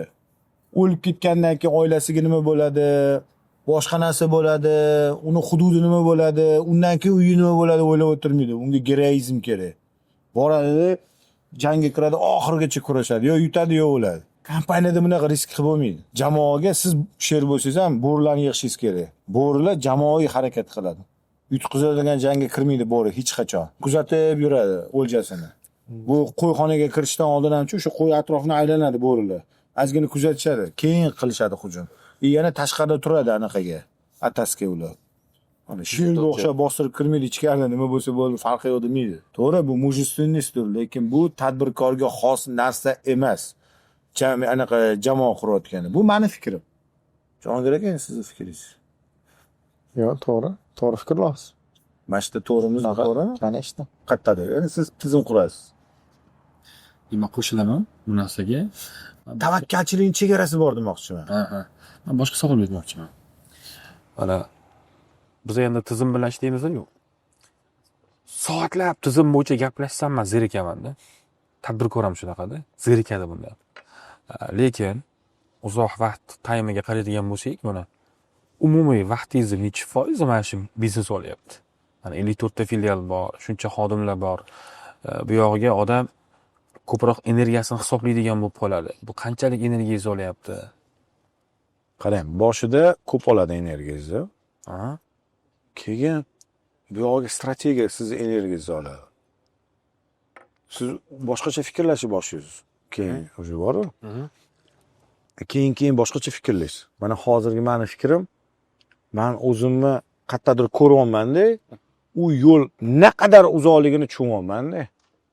Va bu yo'lga qanaqa qilib yetib olishim kerakligi haqida ko'proq vaqtimni olyapti, chem hozirgi ishlab turgan tizimdan ko'ra. shu tizim, shu Tushundingizmi? komanda bo'lib Shu boryapmiz. komanda tizimda 50% kuchim ketyapti. Qolgan 50% kuchim o'sha yerga qanaqa yetib boraman, bu komanda bilan qiyin-ku deyapman o'zimga o'zim. Shuni o'ylash bilan va shunga ilm olaman, o'zim kuchaytiryapmanki, o'sha to'g'ri komandani yig'a olishga sizda bilim bo'lishi kerak birinchi. Men boya aytdim-ku, siz kuchli ekspert olib kelganingiz bilan unga buyruq berishni bilasizmi? Buyruq berishni bilishingiz kerak siz uni. Shunaqa. Tushunyapsizmi? Siz uni ko'tara olasizmi? Keyin yana qo'shimcha qilmoqchi edim. Mana ko'pchilik Jahongirga kelgan bu savol bo'lgan, menga ham shu savolga o'zicha yaqinda javob topdim. Ungacha tushunmasdim. Yo'q, tushunardik, his qilardik, lekin buni aniq so'zma-so'z bilmasdik. Hamma aytadi, Umid aka, mana hamma tadbirkorlardan so'rasam, men bu yoqqa faqat pul uchun ishlamayapman, qanaqadir g'oya uchun ishlayapman, boshqa odamlarga ko'proq foydam tegishidan xohlab qolman. Hamma tadbirkor gapirsa shu gap gapiradi deydi bitta yosh bola. Sizlar hech qaysilar yakib pul uchun ishlamaysizlar deydi. Shu savolga javob. Qaranglar. Biz ham, bu ham hammamiz pul uchun boshlaganmiz birinchi. Pul topaman, yaxshi hayotim yaxshi qilaman deb boshlaganman men ham. Keyin yaxshi pul topganimdan keyin, shu sohada o'sganimdan keyin siz yaxshi pul topib o'sganingizdan keyin o'tirasiz, o'zingiz bilan o'zingiz gaplashasiz. Yetishardi, ishonmasdim bir xil payt. Sal iymonim susiydi. Ha, deysiz-da. Men bunga arzimasdim, bunaqa pul topishga. Bunaqa dunyo qarashga yoki biznesda bunaqa muvaffaqiyatga erishishga arzimasdim-ku men. Mendan ko'ra harakatli ko'proq bitta bola bor edi. Mendan ko'ra aqlliroq bitta do'stim bor edi. Mendan ko'ra ko'proq harakat qiladigan yaxshi inson bor edi-ku. Men shuncha yomonligim bilan ham shuncha narsaga erishdimmi? deb boshqa narsa uyg'onadi. Men shuncha kamchiligim bo'lsa ham menga Xudo shuncha beribdi deysiz. Shuncha beribdi baribir. Endi men ham o'sha vatanimga, xalqimga berishim kerak ekan. Men odamdan ajratishim kerak emas ekan. Bu yordam berishga arzimaydi. O'zi dangasa bu harakat qilmagan shuncha yoki bittasi boshqacha deb ajratishga haqqingiz yo'ligini tushunib yetasiz. Neki siz ham shu darajaga chiqish uchun arzimasdingiz. Buni keyin tushunib qolasiz. Hamma o'sha tadbirkorlar tushunib qolgan shuni. Hamma tadbirkorlar shu darajaga qanaqa kelib qolganini aniq so'zma-so'z fakt bilan o'sha kimdir sanga masalan sizga xuddi shunaqa harakat qilib shu natijaga erishasiz. Men shunaqa qildim, shunaqa bo'ldim deb aytib bera olmaydi hech kim. Hech kim arzimasdi bunga. Mana Jahongir aka ham yoshliklarida somsaxonada ishlagansiz, to'g'rimi? Somsaxonada o'sha yerda piyoz to'rab, o'sha piyoz hidi bilan kim aytibdi, u qizlar bilan ishlaydi deb. Qizlarga kiyim sotadigan bolalar. Somsaxonada ishlab, butun kiyimidan faqat piyoz hidi kiyib yurgan, somsaxonada yotib yurgan bola bo'lganlar. Mana qaranglar hozir, mana shu Toshkentda aniq Toshkent Cityda yurimiz. 80% qizlar men bizani kiyimni kiygan, men bizani kiyimni kiygan. Shu oboryapti yo'dim. Keyin qizlarni to'xtatib so'rashni boshladi. Hammasi buladoniga. Rost akasi. O'ziga qarab yuradigan zamonaviy qizlar bundan ot kiyim ko'rasizmi? Bu model yaratib, bitta moda yaratib, qizga kiyim sotadigan arziymi? Po faktu ko'rganda arzimasdi-ku, to'g'ri? To'g'ri. Bunaqa fukusi bo'ladi. Bu tajriba va bergan va yozilgani. Keyin tushunib yetadiki, hamma pul uchun emas, men endi bu yo'g'iga bir yaxshi narsalarga hissa qo'shishim kerak. Men yaxshiroq soliq to'lashim kerak, men yaxshiroq ish o'rin yaratishim kerak, men brendimni chetga olib chiqishim kerak va bu meni yaxshi amallar qilishimga foydali bo'lar ekan degan fikrga keyin keladi tadbirkorlar. Shuning uchun hamma tadbirkorlarni men faqat pul uchun ishlamayman, ko'proq jamiyatga yordam bergim kelyapti desa, buni yolg'onga yoki buni maqtanishga yo'yishmasin. Bunga ular ham kelishadi, shu darajaga yetsin, ular ham kelishadi. Jahongir aka, to'g'rimi? Siz ham nechta xonadoningizga buni uy olib berasiz? Men bilaman-ku. Buni aytmaydi, skromniy bular. Lekin juda ko'p xodimlariga uy olib beradi. To'lab beradi o'ldim deganda birinchi bizdan to'lib bo'lib baxillarga mashina sovg'a qiladi xodimlariga, komandasiga. Neki bu erishgan yutug'i u jamoasiniki. Jamoa ham buni his qilish kerak. Sizni qo'lingizda ishlayotgan har bitta xodim sizda 10 yil ishlagandan keyin u to'xtaydida o'ziga o'zi savol beradi. Men 10 yildan beri bular bilan ishlayapman. Katta должностlarda. Ular yoshligimdan davay zo'r narsaga erishib, zo'r bo'lib ketamiz dedilar. Zo'r narsa, zo'r bo'ldik. Bular-ku zo'r bo'ldilar. Manchi deydi. manchi degan savolni beradi xodim. Unga farqi yo'q. Oyiga $5,000 berganmiz, $10,000 berganmiz. U balki $5,000 har kuni ishdan chiqib, restoran chochib o'rganda hech narsa olib tura olmagandir. U sizning muammoyingiz. Men shuning uchun nima qilaman? Katta xodimlarimga katta oylik bergandan keyin puliga xo'jayinchilik qilaman. Bitta uy olamizda, mashina uy olaylik, hammamiz bo'lib berishga deyman-da, birinchi vznosiga to'lashga yordam beraman. Va mashina to'laylik deyman. Oyligidan keyin majbur qanchasini to'lab yuradi. Zato 10 yildan keyin nimaga erishdim sen? Uy oldim ikkita deydi, bo'lib berishga. Ya uni pulini beraman, oyligini beraman, o'zi bilganini qilsin deyish noto'g'ri. U pulni boshqarishni bilmaydi u. Shuning uchun u sizning qo'lingizda xodim bo'lib ishlayapti. Agar pul boshqarishni zo'r bilganda, u o'zi biznes qilardi. U boshqarishni bilmaydi, shuning uchun boshqarishga yordam berishimiz kerak. Mana bu dunyo qarash. Mana bular ham shunaqa qiladi. Har bitta xodim savol beradi 10 yildan keyin. Farqi yo'q. Bir xil aytadiki, "Men endi $5,000 oylik berib qo'yganman, uni yig'magan bo'lsa, cho'chorgan bo'lsa, menda nima ayb?" deydi. Sizga keladi muammosi. 10 yildan keyin savol beradi, keyin uni ichidagi muhabbat nafratga aylanadi. Va u kompaniyaga zarar berishni boshlaydi. Keyin zarar berayotganda sen xoin ekansan deymizda, ishdan haydaymiz. U butun 10 yilini, 15 yilini sizga tikib qo'yadi, keyin ishdan bo'shatilib ketiladi xiyonatchi deb. O'zi bilmagan holatda xiyonatga keladi u. Agar uni yo'lini ko'rsatib turmasa edi. Xodim natijasini ko'rib borish kerak-da. O'zini oynada ko'rib borish kerak, nimaga erishyapti. Erishmayotgan bo'lsa, u pulini boshqalarga bo'lsa, men gapingizni bo'ldim. 2-3 yilini o'zida chopish kerak. 10 yildan keyin katta zarar olib keladi. Mana. Voh. Mana bu tizim qurayotganda nimaga e'tibor berishingiz kerak? Mana sizlar tizim qurishga yordam berasizlar, borib shu gaplarni aytinglar. Moliyaviy pulni boshqarishni bilmaydi xodimlar. Shuning uchun sizning qo'lingizda xodimlar. Uni pulni qanaqa boshqarishni unga o'rgatib turishingiz kerak. Biz korxonani tizim qilayotgan vaqtimizda tadbirkor o'zining ichki finansiga, korxona finansiga, dividendlariga, ichki firmalarga qaraymizda, shaxsiy moliyani boshqarishga. Bu xodimlarga ham bunda yaxshi fokus qaratamiz. Shunda bitta fikr aytmoqchiman mana.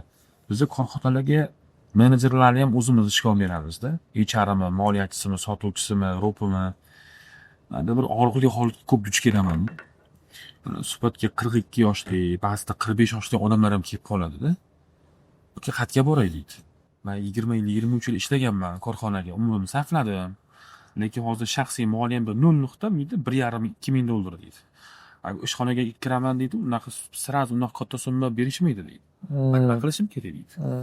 Xotin bor, bola chaqalarim bor, ular repetitor bor, universitetda o'qiyapti deydi. Men nima qilay deydi. Ya'ni 40 yoshdan keyin noldan boshlayotgan insonlar xodim o'laroq juda ko'p. Hozir ko'payyapti. Chunki o'rnini yosh kadrlar egallayapti-da. Ya'ni siz aytgan narsada shuncha umrimni sarflab qo'ydim bu korxonada. Ya'ni bir holat bo'lgan 42 yoshli otamiz 23 yil ishlaganman bitta korxonada deyapti. Ishdan bo'shagan. Endi qarasam tashqarida boshqacha o'qityapti-da. Men unaqa summa ola olmayapman, qiynalyapman deydi. Taksistlik qilay desam, mashinasi ham yo'q-da uni. Prava bor, mashinasi yo'q. Juda og'riqli holat bu narsa. Ko'p xodimlarda bor bu narsa. Topayotgan pul yetkazish qiyin. Majburki xodim kredit oladi. Nimaga? Chunki moliyaviy savodxonligi yaxshi emas-da. Chunki umrini ishga bag'ishlagan, ertalab borgan, kechasi 2-1gacha ishlagan korxonada o'qiyapman. Sizni fikringizni qo'shilaman, bunga biz mas'ulimiz haqiqatan so'raman. Bu zo'r ko'p tadbirkorlarga life hack menda. Agar xodimlaringiz moliyaviy bilimi zo'r bo'lganda edi, sizni qo'lingizda ishlamaydi. Javob aka, deyam, bari bizga bu muhim masala bu. Bunga juda katta tadbirkorlar bunga ahamiyat qaratadi. Ana. Xodimlar nimadirlik bo'lishiga fokus qaratadi. Ayniqsa katta ustozimiz birinchi o'rinda shunga qaraydi. Ha, ular millionerlarni yaratadilar ular. Tushunasizmi? Birinchi o'rinda qaraydi. Biz qachabi ana moliyaviy erkinlikka erishganlar bilan eng qizig'i xodimni zakot berishigacha harakat qiladi, qarang. Bu zo'r narsa-ku. Endi bunichi mana o'sha xodimlar bilan gaplashish kerak. Men aytolman-ku, juda ko'p yomon prinsip bor. Farzand o'zini yo'lini tanlash kerak, dunyo qarashini tanlash kerak, xodim o'zini pulini o'zi xo'jayin bo'lish kerak, sen xo'jayin bo'lishing kerak emas. O'rgatishimiz kerak. Xo'jayinchilik qilmaylik. O'rgatishimiz kerak. Lekin o'rganmayaptimi? Demak, u bizni dunyo qarashimiz, qadriyatimizga to'g'ri kelmaydi. Chopish kerak, zo'rlashtirish kerak. Buni xodimlar. Farzandmi? Farzandda ham unda ras siz yo'lingizga ketmayapti, siz dunyo qarashingizga ketmayaptimi? Demak, qiyin bo'lishi mumkin. Bu degani zo'rlash kerak degani emas. man boya aytdim, muhabbat bilan siz o'sha ish qilayotganingizdan mazza qilayotganingizni u his qilish kerak va unga ham mazza qilish kerak. Masalan, meni farzandim men moliyaviy erkinligimdan va shu sohada mazza qilib ishlayotgandan u ham baxtli. Men anaqa Instagramni qo'yib yuratdim. Bitta 4-5 ta odam ko'ra oladi, ha. Faqat mana Jahongir aka ham ko'ra olinglar menimcha. Siz ham borsiz. Men borman. Kam, zakрытый profil 14 ta odam ko'rar ekan. Mana bosib qo'ying. Unda 14 ta odam ko'rar ekan. Mana hozir bitta Fidap haqida gapi bor yana. Смотрите, там воздух плакат. Салам алейкум. Еще раз. Зашел Фидар, покушал бургер, было очень вкусно. Вот. Sohada mazza qilyapti. Видите, сколько много народа. Сейчас мне всегда папа говорит, когда я захочу Фидап, проверять там все хорошо. Нету мусора, здесь салфетки или там что-то не продано. Пошли проверять. U tekshiradi-da, xodimlarga gapirishga haqqi yo'q o'g'lim. Gapirmasan, menga kelib yetasan dedi.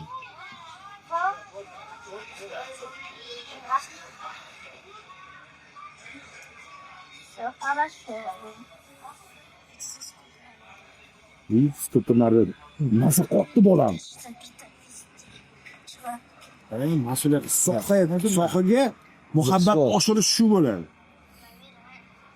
Biz nima qilamiz? Ishxonalarga bolalarni yaqinlashtiring. Aralashma o'zim hal qilaman. Aralashma. Sen o'zing hal qilaman. Проверим, что творит. Sen o'qishing o'qi deydi. Там грязно. O'qish, eng katta o'qish bu otasi bilan. Eng katta o'qish ota bilan.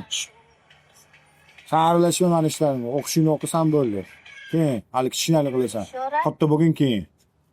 Demak, bunaqa deyotgan odam demak, topayotgan sohasi zo'r soha emas, maqtanadigan soha emas, demak. Bitta misol keltirib. Tushunsa, farzandiga sohasini gapirib bermayotgan ota, sen o'qishingni o'qi, katta bo'lsang keyin aytaman degan odam, demak sohasini qilayotgan sohasidan o'zi davolni emas. O'zi sohasini yaxshi ko'rmaydi va to'g'ri deb bilmaydi. To'g'rimi? To'g'ri. Va bu noto'g'ri. Yo'q. Sizlar haqida gaplashasizmi qizlaringiz bilan? Men qizlarni ko'rganman. Shu kichik qizchalar. Shu o'stirik. Gaplashasizmi? Yo'q, hozirdan u men dilimizni qo'yishmaydi-yu. Men misol keltiray. O'tgan safar yozda suhbat qilganimizdan keyin bitta multimillioner bilan biz tanishdik-da. Mana bu yerda hamma taniydi odam. Korxonasini tizim qilish chaqirdiyapti-da. 11 yoshli o'g'li bor-da. Bir necha marta suhbat qilgan bo'lsak, birga yuradi. Aytayapti, переговорlarga olib borsam mana hamma o'sha muzokaralarda ham o'g'lim bo'ladi. Suhbat qilsak ham, boshqa qilsak yonimda o'tiradi. Kassani o'g'lim to'laydi. Kun oxirida qancha pul sarfladi deb so'rayman deydi. Pulni bizisiga olib yuradi. Yig'ilishlarda ham o'zi ishtirok etadi. Eng qizig'i bola bizlar bilan o'tirgan vaqt telefon tutib o'ynab o'tirmayapti-da. Eshitib o'tib. Necha yoshdan boshlagansiz dedim. 5 yoshidan deydi. Qanaqadir yig'ilishlar qilgan turib berganman lekin deydi. Masala nima desa, otam yoshligimda rais bo'lgan deydi. Men olib yurardi deydi. Ana shu darajaga chiqishimga otam sababchi deydi. Mana ko'rsa, ota uzatgan. Ota o'rgatgan, tushunyapsizmi? Ma'no hazil qilib aytaman, bola yosh-ku. Bugun ertalab turdi-da, ishga chiqmadi, kechroq chiqdi. Kazaki o'ynadik, strategiya. Eski kompyuterda o'yin bor. Ana ishlab chiqarishlar qilasiz, bug'doy, tosh, oyog'och yig'asiz, armiya tayyorlaysiz, hujum. Yutdi-da bugun meni. Bugun yutdi. Uxlamayapti-da. Doq qildi-da. Наконец-то deydi. Cho'slar 3,5 soat kuylanib, yo'qdan kirmoqchi bo'lyapti. Men bu yoqdan kiryapman. Oxiri bitta burchagiga kazakilarni bekitib qo'yibdi, ana yugurib chopadiganlar. O'shalarni kirgizib yubordi. Ana binolarni egallab qirib tashladi bir xil joylarini, o'sha yerda bitta ochiq qoldirib qo'ydim. Kirib ketdi-da. Bu strategiya, miyani dunyo qarashi otasi bilan tashlashyapti. Otasi bilan ana qilyapti. Ota, qaranglar. Men farzandlarimni ko'p gapiraman. Bir kun men bitta savol berdi, o'tirib gaplashib o'tirdi. O'g'lim, кто твой герой dedi. Sani geroying kim dedi. Mani geroyim sizsiz dedi. Mani geroyim sizsiz, men sizga talpinaman. Boya. Mani baxtli bo'lishimni xohlaysanmi? Ha. Alloh meni huzuriga chaqirganda meni Alloh yaxshi taqdirlashini xohlaysanmi? Xohlayman. baxtli bo'lishimni xohlaysan, men xohlayman dedi. Unda sen meni giroyimga aylangin dedi. Zo'r mesajlar. Tushundingizmi? Ambitsiya bilan o'syapti-da bolalar, ambitsiya. Farzandga aytolmanki, men bir xil oilalarga boramanda rasm turadi. Bu pra dodasi qanaqadir katta bey bo'lgan bo'ladi. Hamma o'sha bizani avloddan shunaqa bey chiqqanda maqtanib yuradi. Lekin o'zi bo'lishga harakat qilmaydi, kuchli odam bo'lishga. Borsangiz hammasi oddiy odamlar-da. Biz bolalarimizga doim men otasiman, men giroy bo'lishim kerak bolam uchun deb oxirigacha ushlashimiz kerak emas. Bola bizni giroyga aylanishi kerak. Biz bolamizni har bir erishayotgan yutug'ida, uni har bitta chiqarayotgan qarorida bunday qarab qo'yib, "Voy, разве так можно bo'ladi" deyishimiz kerak-da, tushunasizlar? Masalan, mana futbolistlardan masalanda Ronaldoni otasi uchun Ronaldo giroy bo'ldi-da, misolda. Otasi U uchun giroy bo'ldi. erish oldi, kursni oldi. Misolda, biz farzandlarimiz bizni giroyimiz bo'lgan kuni biz to'g'ri tarbiyalagan va to'g'ri yo'nalish ushlagan bo'lamiz. Наконец-то. Tushunsa, farzandlarimiz umrimizni oxirigacha faqat bizni qarorlarimizni qarab, bizni og'zimizga qarab o'tirgan bo'lsa, biz qaror qabul qilmasdan turib, ular qaror qabul qilishga, o'zi samostoятельно qaror qabul qilishga qilolmadimi? Qiyin bu. Biz tirikligimizda ular bizani giroyga aylanishi kerak. Bir xil otalar bor, o'lgandan keyin biznesim o'tadi, hozir katta pul ko'tara olmayman. Eng yaxshi tirikligingizni bering, katta pulni ko'tara olyaptimi, yo'qmi siz ko'ring, qayerdadir adashayotgan bo'lsa to'g'rilash imkoni bor. Katta pulni ko'taradigan tarbiya ham beryaptimi? Mana hamma gap shunda-da, tirikligida berish kerak bolalarga. Men hamma aytadi yoshligidan pul berish kerak emas. Nabrot berurish kerak yoshligidan bir xil narsalarga. Ilmini ham berish kerak. Ilmini berib, pulini berish kerak. Pulini berayotganda xato ish qilayotgan bo'lsa, to'g'rilab turasiz, oson bo'ladi. U bilan muloqot, do'stona muloqot o'rnatish kerak. Qaranglar, zo'r praktika. Mana men kuzatdim hayotimda. Ona qattimroq turgan oilalarda farzandli uspeshniy bo'lar ekan. O'rta slishkim qattim turib, bolasiga qattim turib urgan oilalarda bola uspeshniy bo'lib qolar ekan. Shuning uchun biz do'st bo'lamiz. Janjalli urushni, chimchalashni onalarga qo'yib beramiz. Yaxshi politsiyskiy, yomon politsiyskiy. Ha. Taktik. Ayolim aytadi, siz biron marta bolalaringizga baqirmaysiz, urishmaysiz deydi-da, u baqirib yuradi-da. Yuru, yaxshi urishlar deyman. Men ham uyda odamlar doim kontakt qilardi, onam yomon qilardilar-da. Shunday berardi, hozir mana og'rig'ini sezdim, nima ishtimdan berarlar-da. Masjiddan shunday ushardi, ay, deylardi. Mana qara mesej, masalan men o'rtoqlarimni ham bildim-da, mana qarab, ikkita o'rtoqlarim bor-da, uyda adasi juda qattim turib o'rganlar-da. Bola qanaqadir qo'rqoqroq bo'lib qo'ygan, ana emotsiyada uchun yo'qroq. Lekin Shu do'xda o'sha. onasi qattim turgan bo'lsa oilada bolasiga, ular qanaqadir uspeshniroq. Men oldin keskari deb o'ylardim. Lekin mana hozir shu yoshga kelib, juda ko'p uspeshniy odamlarni ko'rsam, ota do'st bo'lgan, ona qattim qo'l bo'lgan, plaxoy politsiyskiy bo'lgan, o'sgan hammasi. Ota plaxoy politsiyskiy bo'lib, ona do'st bo'lganlar slabiy bo'lib qo'ygan. Ona do'st bo'lganlar slabiy bo'lib qolgan bolalar. Ota do'st bo'lib, ona sal baqa-chaqir qiladi bo'lsa, onani deydi. Men o'g'lim bilan da gaplashsam, oyoq ushtim desam, nima bo'ldi oyatsa, hadi qilib qo'yadi. Hop deydi, deb qo'yadi.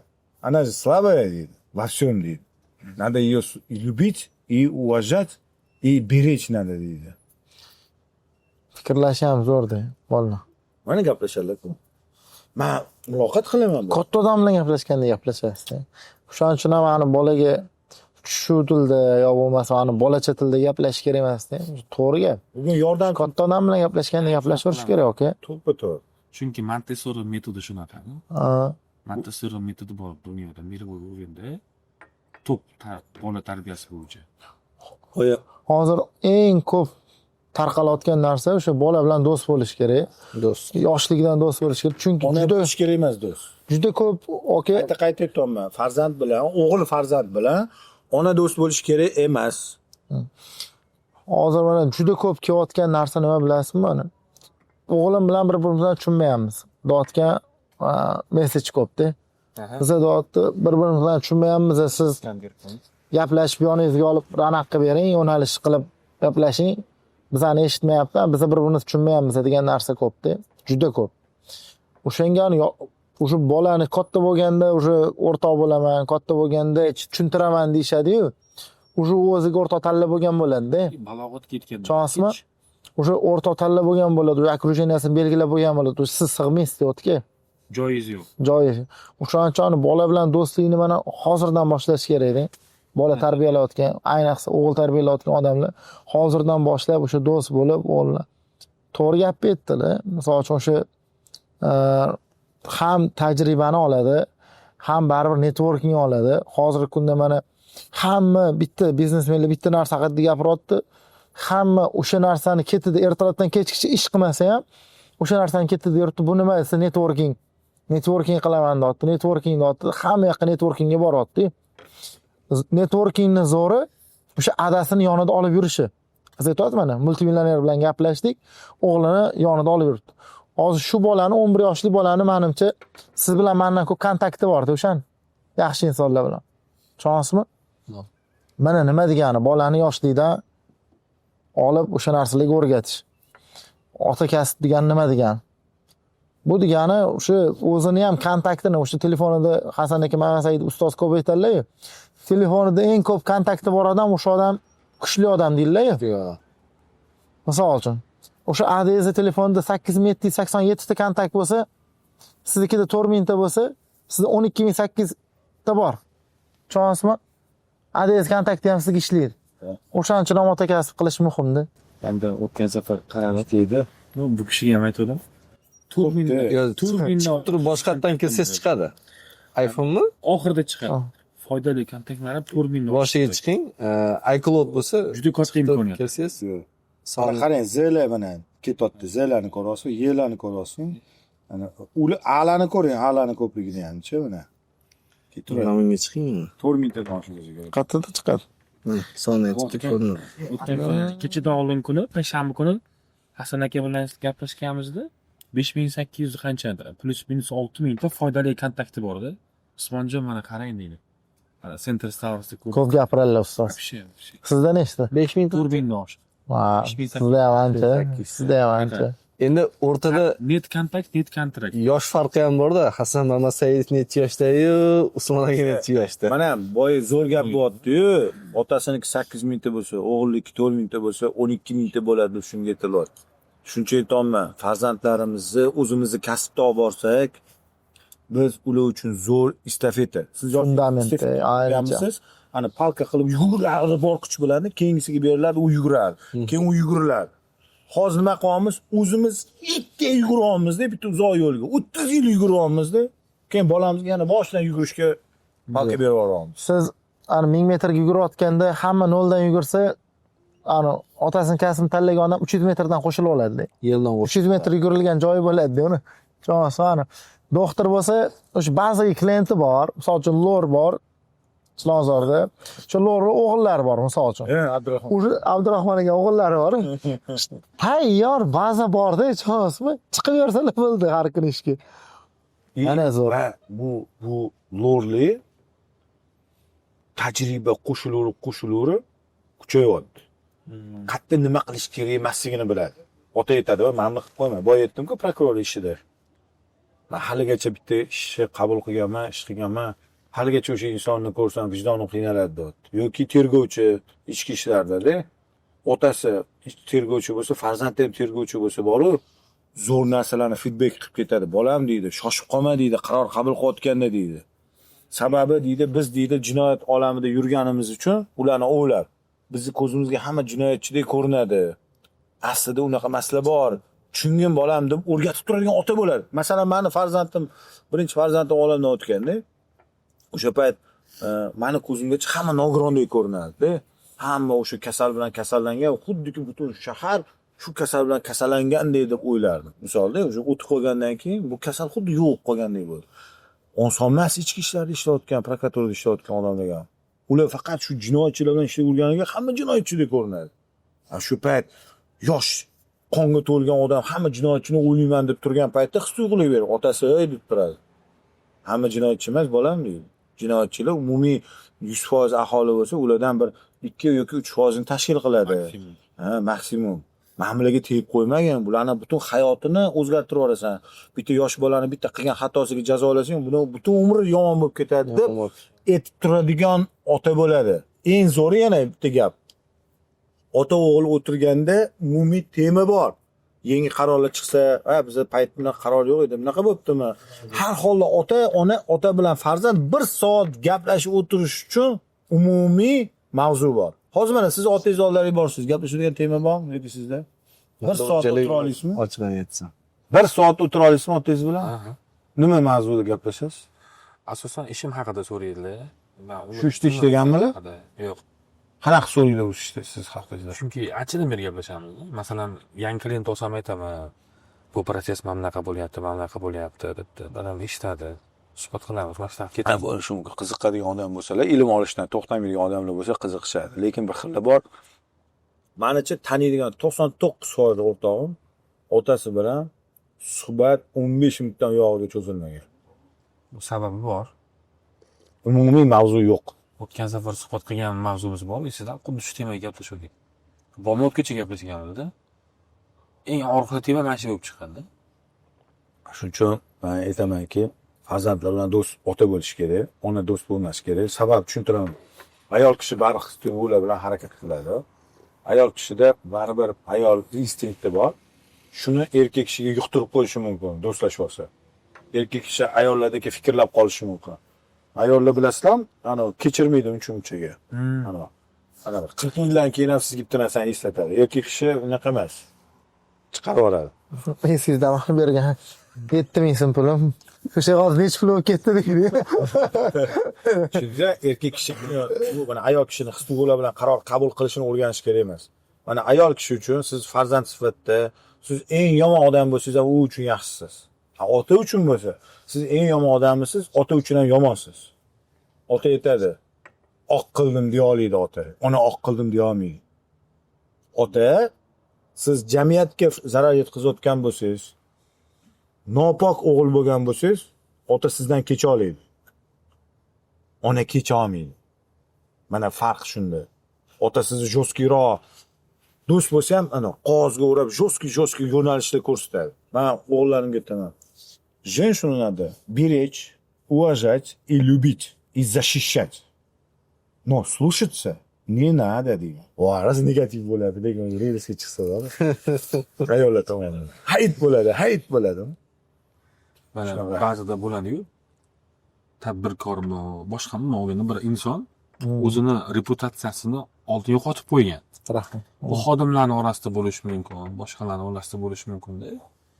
Harakat qiladi tiklashga, qiynaladi. Yo'q, bu. Qanaqa tavsiya berasizlar? Nimani? Reputatsiyasini bir patda yo'qotib qo'ygan odam tiklashga harakat qiladi-yu. Qarang. Bitta gap aytaymi? Tikla olmaysiz. Mana men bitta davlatda reputatsiyamni yo'qotdim, hammaga yaxshi amal qilib o'zgarmoqchi bo'lsam foydasi yo'q. Eng zo'r yo'li bo'ldi, ketish kerak boshqa yoqqa. Boshqa davlatga yoki boshqa komandaga borish kerak. O'sha yerda noldan qurish kerak. Bo'l. Reputatsiya bu shunaqa nozik narsaki, Oyna. bu parcha bo'ladigan narsa. Uni tiklab bo'lmaydi. Yangi joyda boshlaysiz. Agar siz bitta mahalla nomingiz chiqqan bo'lsa, yomon inson sifatida keting yerdan, yangi mahallada boshqatdan boshlang. Xatolaringiz to'g'riladi. To'g'rimi? Reputatsiyasini to'g'rilgan odamni eshitganmisan? O'sha kruvda chiqmasdan turib.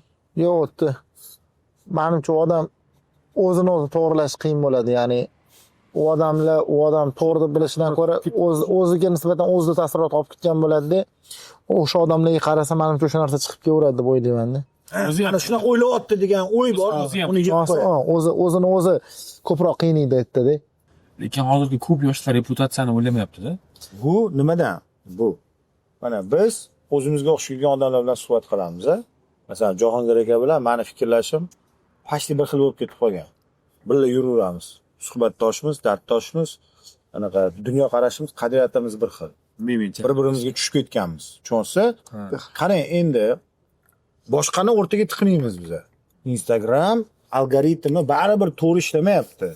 Sizga Bu yoqdan ilm o'rgatadigan odam ham chiqib kelyapti, kuldiradigan ham chiqib kelyapti, ochiq ham chiqib kelyapti, yopiq ham chiqib kelyapti, yaxshi gap ham chiqyapti, Filtri yo'q. to'g'ri hazil ham chiqyapti, yomon hazil ham, siyosat, manu aralash bu miya kit bo'lgan bolalarda hozir. Ular ajrata olmayapti asl nima to'g'ri, nima noto'g'riligini. Fokus ham yo'q. Yo'q fokus. Yo'q. Mana tushundingiz, tengi bilan degan narsa buzildi o'sha yerda. Tengi bilan degan narsa buzildi. Bu faqat moliyaviy emas, dunyo qarash tengligi. Mana bitta do'koningiz bormi? 3 ta do'koni bor bilan ko'proq suhbat qilishingiz kerak. Tushundingiz? Общепитчimisiz, общепитchi bilan gaplashing. Sitevikmisiz, sitevik bilan gaplashing. Mana biza bir-birimizga gapimiz. Men ovqat sotaman, bu kiyim sotadi. Nima bir-birimizga o'xshashlik bor? Model. Biznes Sitevik. model. Brend quramiz biz. Bu ham brend quradi mana. Shu bizni yaqinlashtiradi. Shu sityaviklar bilan gaplashish kerak. Ishlab chiqaruvchilar bilan emas. Mana masalan quruvchi bilan gaplashadigan temam yo'q. Yoki ishlab chiqarish qiladigan bilan mana temam yo'q umumiy. Menga sityaviklar bilan qiziq. Lokatsiyalar ko'ramiz, bir-birimizga yaxshi lokatsiyani uzatamiz. Qaysi lokatsiyada savdo yaxshi bo'layotganini o'ylashamiz, to'g'rimi? Dunyo qarashini o'zgartiramiz. Ob'yomlar, xodimlar, pashti strukturamiz bir xil. Faqat kiyim ovqat bu. Endi masshtabda o'zi nima muhim desa, masshtab degani bu siz bitta, misol uchun deylik, filialingiz bor, o'shani ikkita qilmoqchisiz. Bittani ikkita qilishdan maqsad bugun 7 sim topasiz, o'shani deylik, ertaga 20 sim qilish. Birinchi o'rinda o'sha lokatsiyani to'g'ri tanlashda. Lokatsiyani to'g'ri tanlash qanaqa bo'ladi? O'zingizcha yaxshi lokatsiyani topa olmaysiz-da. Siz uning uchun deylik, o'sha setayik bo'lib, bitta biznesda yurib turgan odamga men kelaman, Umid aka deyman. Men Chilonzorda joy ochdim, Farxatskida joyim bor. Falon joyda joy ochmoqchimansan. Yo'q deydilar. U joyda hali ochmay turgan, men bitta ochgan. Bizda mana bunaqa odam patoki yaxshi. Misol uchun deylik, u yerda ma'lumot bo'ladi-da, ishonasizmi? Chunki u patok o'sha keladigan, misol uchun deylik, segment boshqa bo'lgani bilan ma'lum bir ko'rsatkichlarni belgilab beradi-da. Trafik soni, misol uchun, tayyorgarlikka bor. O'shaning uchun biznesda shu narsani, lokatsiyani to'g'ri tanlashda, mana masshtab degani bu lokatsiya degani. Masshtab bu lokatsiya. Eng muhim narsasi lokatsiya. Lokatsiyani to'g'ri tanladingiz. Mana boya aytdik-ku, tadbirkor, duxi bor, tavakkalchi inson. Xoh ayol kishi bo'lsa, xoh erkak kishi bo'lsa, shu tavakkalchi bo'lgan inson bu tadbirkor. Kompaniya nima desa, bu kompaniya, bu komanda degan narsani, men jamoa degan narsani aytardim.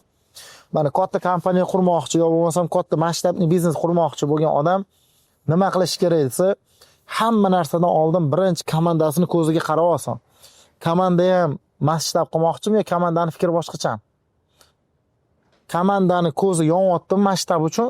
Misol uchun menda yetishyapti, bolalar jahonda otdi, bosinda otdi, biza sizlar bilanmiz deyapti. Misol uchun deylik, men yoramiz deyishyapti. O'ylamang deyapti, joyga oling deyapti, bizga deyapti, komandani bering, men buni qilish kerak. Men buni ochish kerakni yes qilamiz hamma narsani deyapti. Pulni ham o'ylamang, pulni ham kerak bo'lsa biz hal qilamiz. Tovarni ham o'ylamang, tovarni ham hal qilamiz. Siz strategiyani o'ylang, bo'ldi. Boshqa narsaga bosh qotirmang deydi. Bunaqa komanda orqangizda turgandan keyin qanaqa qilib masshtablashmaysiz, tushunasizmi?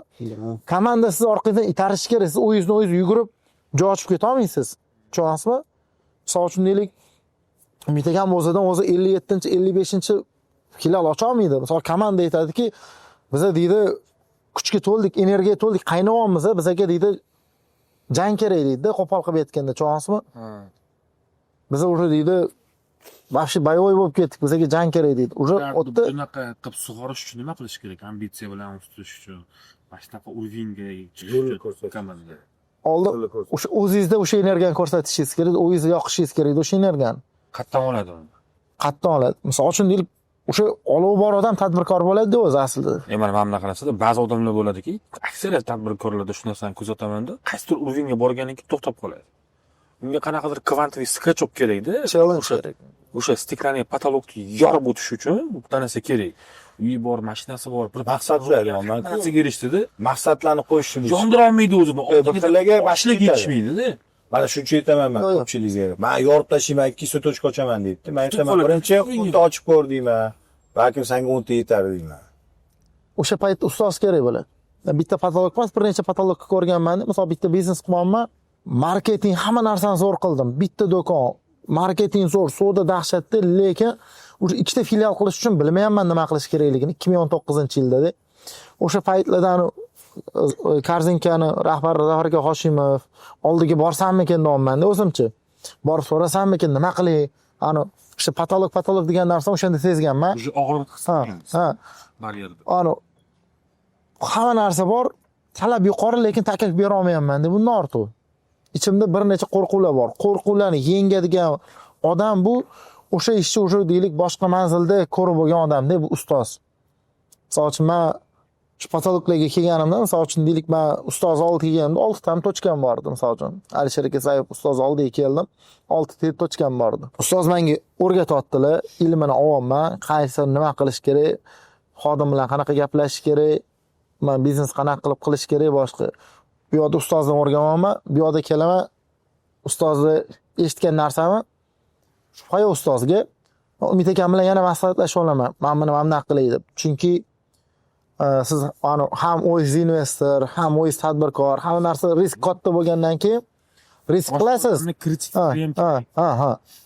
Qilgan odamning ham fikri kerak. Misol uchun bu odam o'sha narsani hozir qilib yuribdi.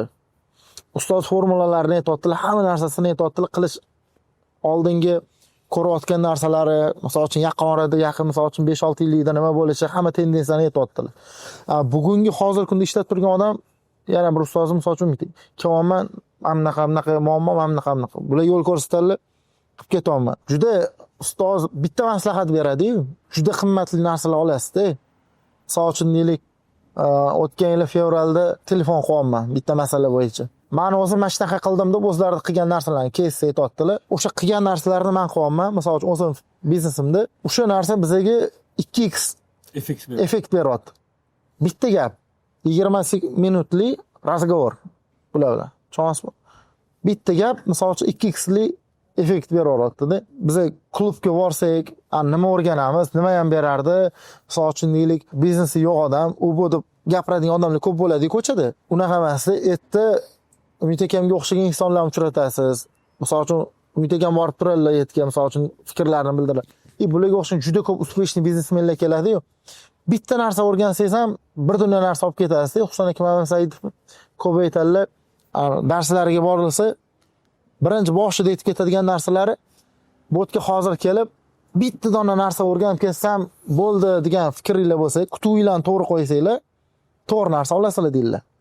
Ya'ni biz har doim bitta odam oldiga borganda bitta hamma narsa qilib beradi deb borishimiz kerak emas-da. Qutuv minimal bo'lishi. Qutuv minimal 0 bo'lishi kerak qutuv. Men hech narsani bilmayman, bitta narsa o'rgansam ham, ustoz aytadi, bilmasligimni bildim. Bitta narsani bilmasligimni bildim. Bordingiz, bilmaydigan narsangizni eshitdingiz, o'shani tan olishingiz kerak-da. Mana klublarning eng katta foydasi siz to'g'ri ketayotganingizga pechat olasiz. To'ppa-to'g'ri. Erta narsa olishingizni kutmang. O'zi to'g'ri ketayotganingizni pechatini olishingizni o'zi bu qimmat narsa. Tushuntirdingizmi? Men buni bilardim, deydi bir xillar. Bu aytayotgan narsa qilib yurardim. Bo'ldi, shundan baxtli bo'l. Katta-kattalar aytayotganidek qotgan ekansan. Demak, to'g'ri ketyapsan. Bu yaxshi demak. O'zish kerak. Ha. Keyin yana sekin-sekin qo'shasan. Bu katta narsa. Mana Jahongir aka bunday gaplashib o'tirsalar, men bilan suhbat bo'ladi-da. Turmadim. Bitta narsa deb qo'yaman, men o'zim bilmagan hollarda. Kim bitta eshitib oladi-da, men bilan tez-tez xayrlashga tushib qoladi u. Nimaga desa, Qilish kerak u.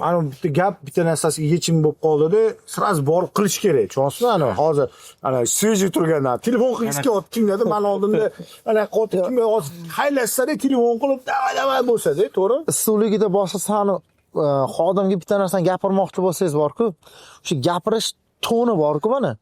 O'sha membranasi. O'shanaqa bolaga yetkazib ichiga kirgizishingiz bor, o'ta muhimda. Xuddi sizdagi tushunish kerak-da. O'sha emotsiyada. Ha. Tushundingizmi? Shu joyida olish kerak, tushunasizmi? Shu joyida. Boya aytdingiz mana, odamlar hozir mana o'smayapti, patologga taqalib qolyapti. Oldin bu muammo ko'p bo'lgan bo'lishi mumkin, hozir bu muammoning yechimi bor. Buni yechimi klublarga qo'shilish. Klublarda kim borsa hamma o'sayotgan bo'ladi. O'smaslikka u odam haqqi yo'q, ya'ni o'zi hamma jangchi. Turolmaydi bitta joyda pistoletni ko'tarib, tushunasizmi? Hamma jang qilyapti. Bir chekkada turolmaydi. Men ham deydi, kiraman deydi jangga, tushunasizmi? O'shaning uchun ham shart va zarur kirish, klublarga qo'shilish. Hamma atrofingda o'sayotgan, rivojlanayotgan, ertasi uchun nimadirlar o'ylayotgan odamlarda. Qozonga kuyuz, Ha. qorasi yo'qadi. Ha, Shunaqa. to'g'ri. Mana oxirgisi esing tushdi qayerda bu Chilonzorda o'tiramiz filialda. Bittasidan tovar olmoqchi, nima qilmoqchi. Men qarab, nima qilasan, umumiy filialga tiqib. Xizmatga tiqqan edimda, men gapim yoqmadimi deb o'yladim birinchi. Bo'pti deb haylashdi-da. Surishdi. Men nimaga o'tirdim, joylashib oldim bularga tushuntiraman. Nima qilinsa, ular borib shuni yo'lga qo'yib kelishdi. Ana svejiyligida hozir yozib miyada ana o'tirib ofisga kirib shaqillatib keldi. Xuddi shunaqa bo'ldi. Xuddi shunaqa bo'ldi. Paytchi o'zingiz bilmagan holda-chi yaxshi foyda berib qo'yasiz. Biz bilmagan holda. Bu nima? Tajriba bu. Men aytdim-ku, men Jahongir akaga ko'p aytaman. Qaranglar, boksyor bor-ku. Har kuni trenirovka qiladi, bitta tochkaga urish. Ne qiladi? Har kuni. Sabab. Kuch o'sha, kuch ko'payib qolmaydi har kuni urgan bilan. Aniqlashib boradi. Refleksni shakllantiradi. Udar kelayotgandagi mana o'zi bilmagan holda-chi refleks qaytaradi-yu, kimdir ursa sirasi urib yuboradi-yu, o'zi kontrol qilmasdan. Sizni har bitta udaringiz refleksga aylangan kuni chempion bo'lasiz. Biz tadbirkorlarni ham force major vaziyatlarda tez refleksda javob berishimiz nima qiladi? Bizni muvaffaqiyatga olib keladi. Bir kun men o'zimda emas edim, temperatura baland, o'zimni bilmayman, mani choyli ichgandan keyin Qarchi o'rtalarimda halashganimni eslayman. U o'rtalarimdan chiqib men uyga kirib chiqqan ekanman. Keyin ertadan chiqib bitta qarz bor edi bittasi men bilan. U bilan uchrashimman, keyin yo'q qilib keyin uyga kelman. Kechasi gallyutsinatsiya boshlangan, skoriy kelgan. Men o'rtalarimda halashganimni eslayapman, undan keyingi voqeani eslamayapman. Oradagi 4 soat nima qildim deyapman-da, tushunmayapman. Keyin telefon qildim, ana qarz bo'yicha ko'rishaman deb ketuvding deyapti o'rtog'im. Qildim menga qarz bor odamga. Kecha nima bo'ldi? Ko'rishdikmi dedim. Ko'rishdikmi demadim, endi hozir chinni deb o'ylamasinmi? Kecha nima bo'ldi dedim. Ya umtiga ko'rishdik, siz bilan gaplashib oldik, okey, bo'ldi, o'sha bo'yicha qilamiz dedi. Nimani o'sha bo'yicha qilasiz dedim, jinnini yo'q.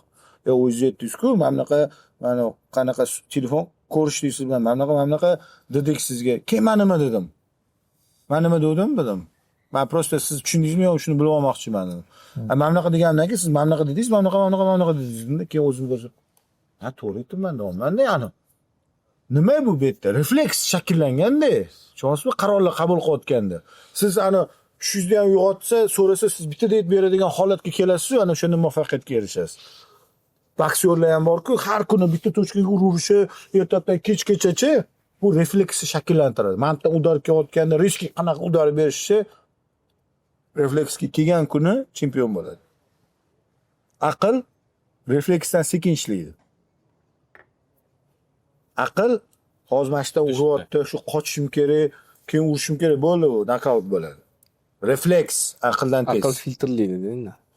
Yo'q, mana tushunmayapman. Aql filtrlaydi. Refleks filtrlamasda sohada mana takror boshqa sohalarda ishlash kerak emas. Mana kiyimchilar faqat kiyim bo'ldi. Boshqa ayollarning kiyimi, ayollarning trendi. Refleks darajaga kelishga pul ko'payib ketgandan keyin investorlik uradilar. Pulni beradilar, bitta talantli bolalarga pulni yo'naltirib bo'ldi, u kengayveradi. Refleksda gap katta. Mana shu gapirayotgan gaplar avvalambor juda ko'pchilik bu narsadan instrument sifatida foydalanadi. Avvalambor to'g'ri tushunib, to'g'ri foydalanib, misol uchun deylik, siz ko'rayotgan narsani hamma sizdagi ko'rmaydi-da. Muammo o'shandan kelib chiqadi. Siz bitta narsani misol uchun to'g'ri gapirgan bo'lasiz. O'zingiz ko'rishingiz bo'yicha, misol uchun mana shundan hozir menga bitta narsa bor qo'lli ko'rinishi, bitta shaklda ko'rinib turibdi. Sizga yon tarafdan qarasangiz boshqa shaklda ko'rinadi. Biz faqatgina deylik ko'rinishiga qaramas, mazmunini olishimiz kerak-da. Bu yerda ham juda ko'p gap gapirildi. O'sha olingan so'zlarning mazmunini olib turib, o'shanda manfaat topishsa, shu narsa katta yutuq-da. Maqsad shu. Ha, maqsad shu. Ya'ni insonlarga ilm ulashish eng katta ish. Ya'ni bu ham bitta ilm. Misol uchun mana shu hozir deylik 10-15 ta instrument berilyapti. Kimdir o'sha bosqichga kelib, mana shu gapni eshitishni kutib turuvdi-da. Cho'g'asim deydi, topdim-u desa, bo'ldi, shu narsa bizning yutug'imiz-da. bizneslarini tizimlashtirib keyin masshtablashtirish kerak ekan, demak, to'g'ri tushunganmiz. Albatta. Ko'rish kerakda komanda yonyaptimi, yonmayaptimi. Agar misol uchun siz o'zingizni kattalashtirsangiz, lekin komanda qo'shmasa, O'xshamaydi. o'xshamaydi. Shunaqa. Yo'q, avvalambor sizlarga rahmat. Sizlarning hayotiy va biznes tajribasi bor insonlar bilan bunaqa suhbat olish, podkast olish zo'r bo'ldi. Endi hammani tushunchasi har xil. Hammani qabul qilish qobiliyati har xil. Meni shaxsiy fikrim, bu yerda aytilgan gaplarni hammasini qilish kerak emas. Kerakligini, o'ziga olganini, to'g'ri deb bilganini qilish kerak. Bu degani shu aytilgan fikrlarni, Bu bizning shaxsiy fikrimiz. Shaxsiy qarashlar. maslahatlarni yoki gapirilgan gaplarni hammasini qilish shart emas. Shunaqa. Keraklisini olib qilish kerak. Shaxsiy fikrim shu. Shunaqa. Umidjon aka, sizga kattakon rahmat. O'zi biza kecha telefonlashdik, aka, bo'lib ketdi, mana shunaqa bo'lib ketdi. O'zi miyani ochadigan odam. Shunaqa. Mana shu suhbatni ham tashqarida, toza havoda, bugun 23-noyabr 2025-yil, mana kechasi уже 1:30 soat. Mana shunaqa toza havoda olyapmiz. Rahmat hammanglarga. Juda Bu videoni ko'rganlar qanaqadir zo'r komment yozsa, qanaqa sizlarda fikrlar bor aytsanglar. fikr berishsin. Shunga qarab turib, bahayni o'sha yaxshi vaucherlar beramiz. O'shadagi, bir yo'l vaucherlarni deb beramiz. Juda rahmat, juda manfaatli. Rahmat. Tizimlashmagan aksariyat korxonalarda mahsuloti skladida ostatka bo'lib qoladi va har bitta mahsulot ustiga qancha qo'yilyapti, MML tovarlar, ya'ni asosiy foyda keltiruvchi mahsulotlar qanaqa bo'lishida ham hisoblashga qiynalishadi. Shuning bilan birgalikda xodimlarni KPI'ni qo'yishda ham og'riqlar bo'ladi. Haqiqatda qancha foyda ko'rdim, qancha zarar ko'rdim, buni ko'rish ham juda qiyin bo'ladi va turli xil muammolar ham bor va shuni hisobiga oilasiga, salomatligiga, sayohatlariga vaqt ajrata olmaydi. Agar sizda ham shu og'riqlar kuzatilayotgan bo'lsa, pastdagi havola orqali bizga ariza qoldiring va bepul konsultatsiyamizga ega bo'ling. Konsultatsiyadan so'ng biz sizni korxonangiz ichiga kirib, siz va sizning jamoangiz bilan birgalikda biznesingizni tizimlashtirib berishimiz mumkin.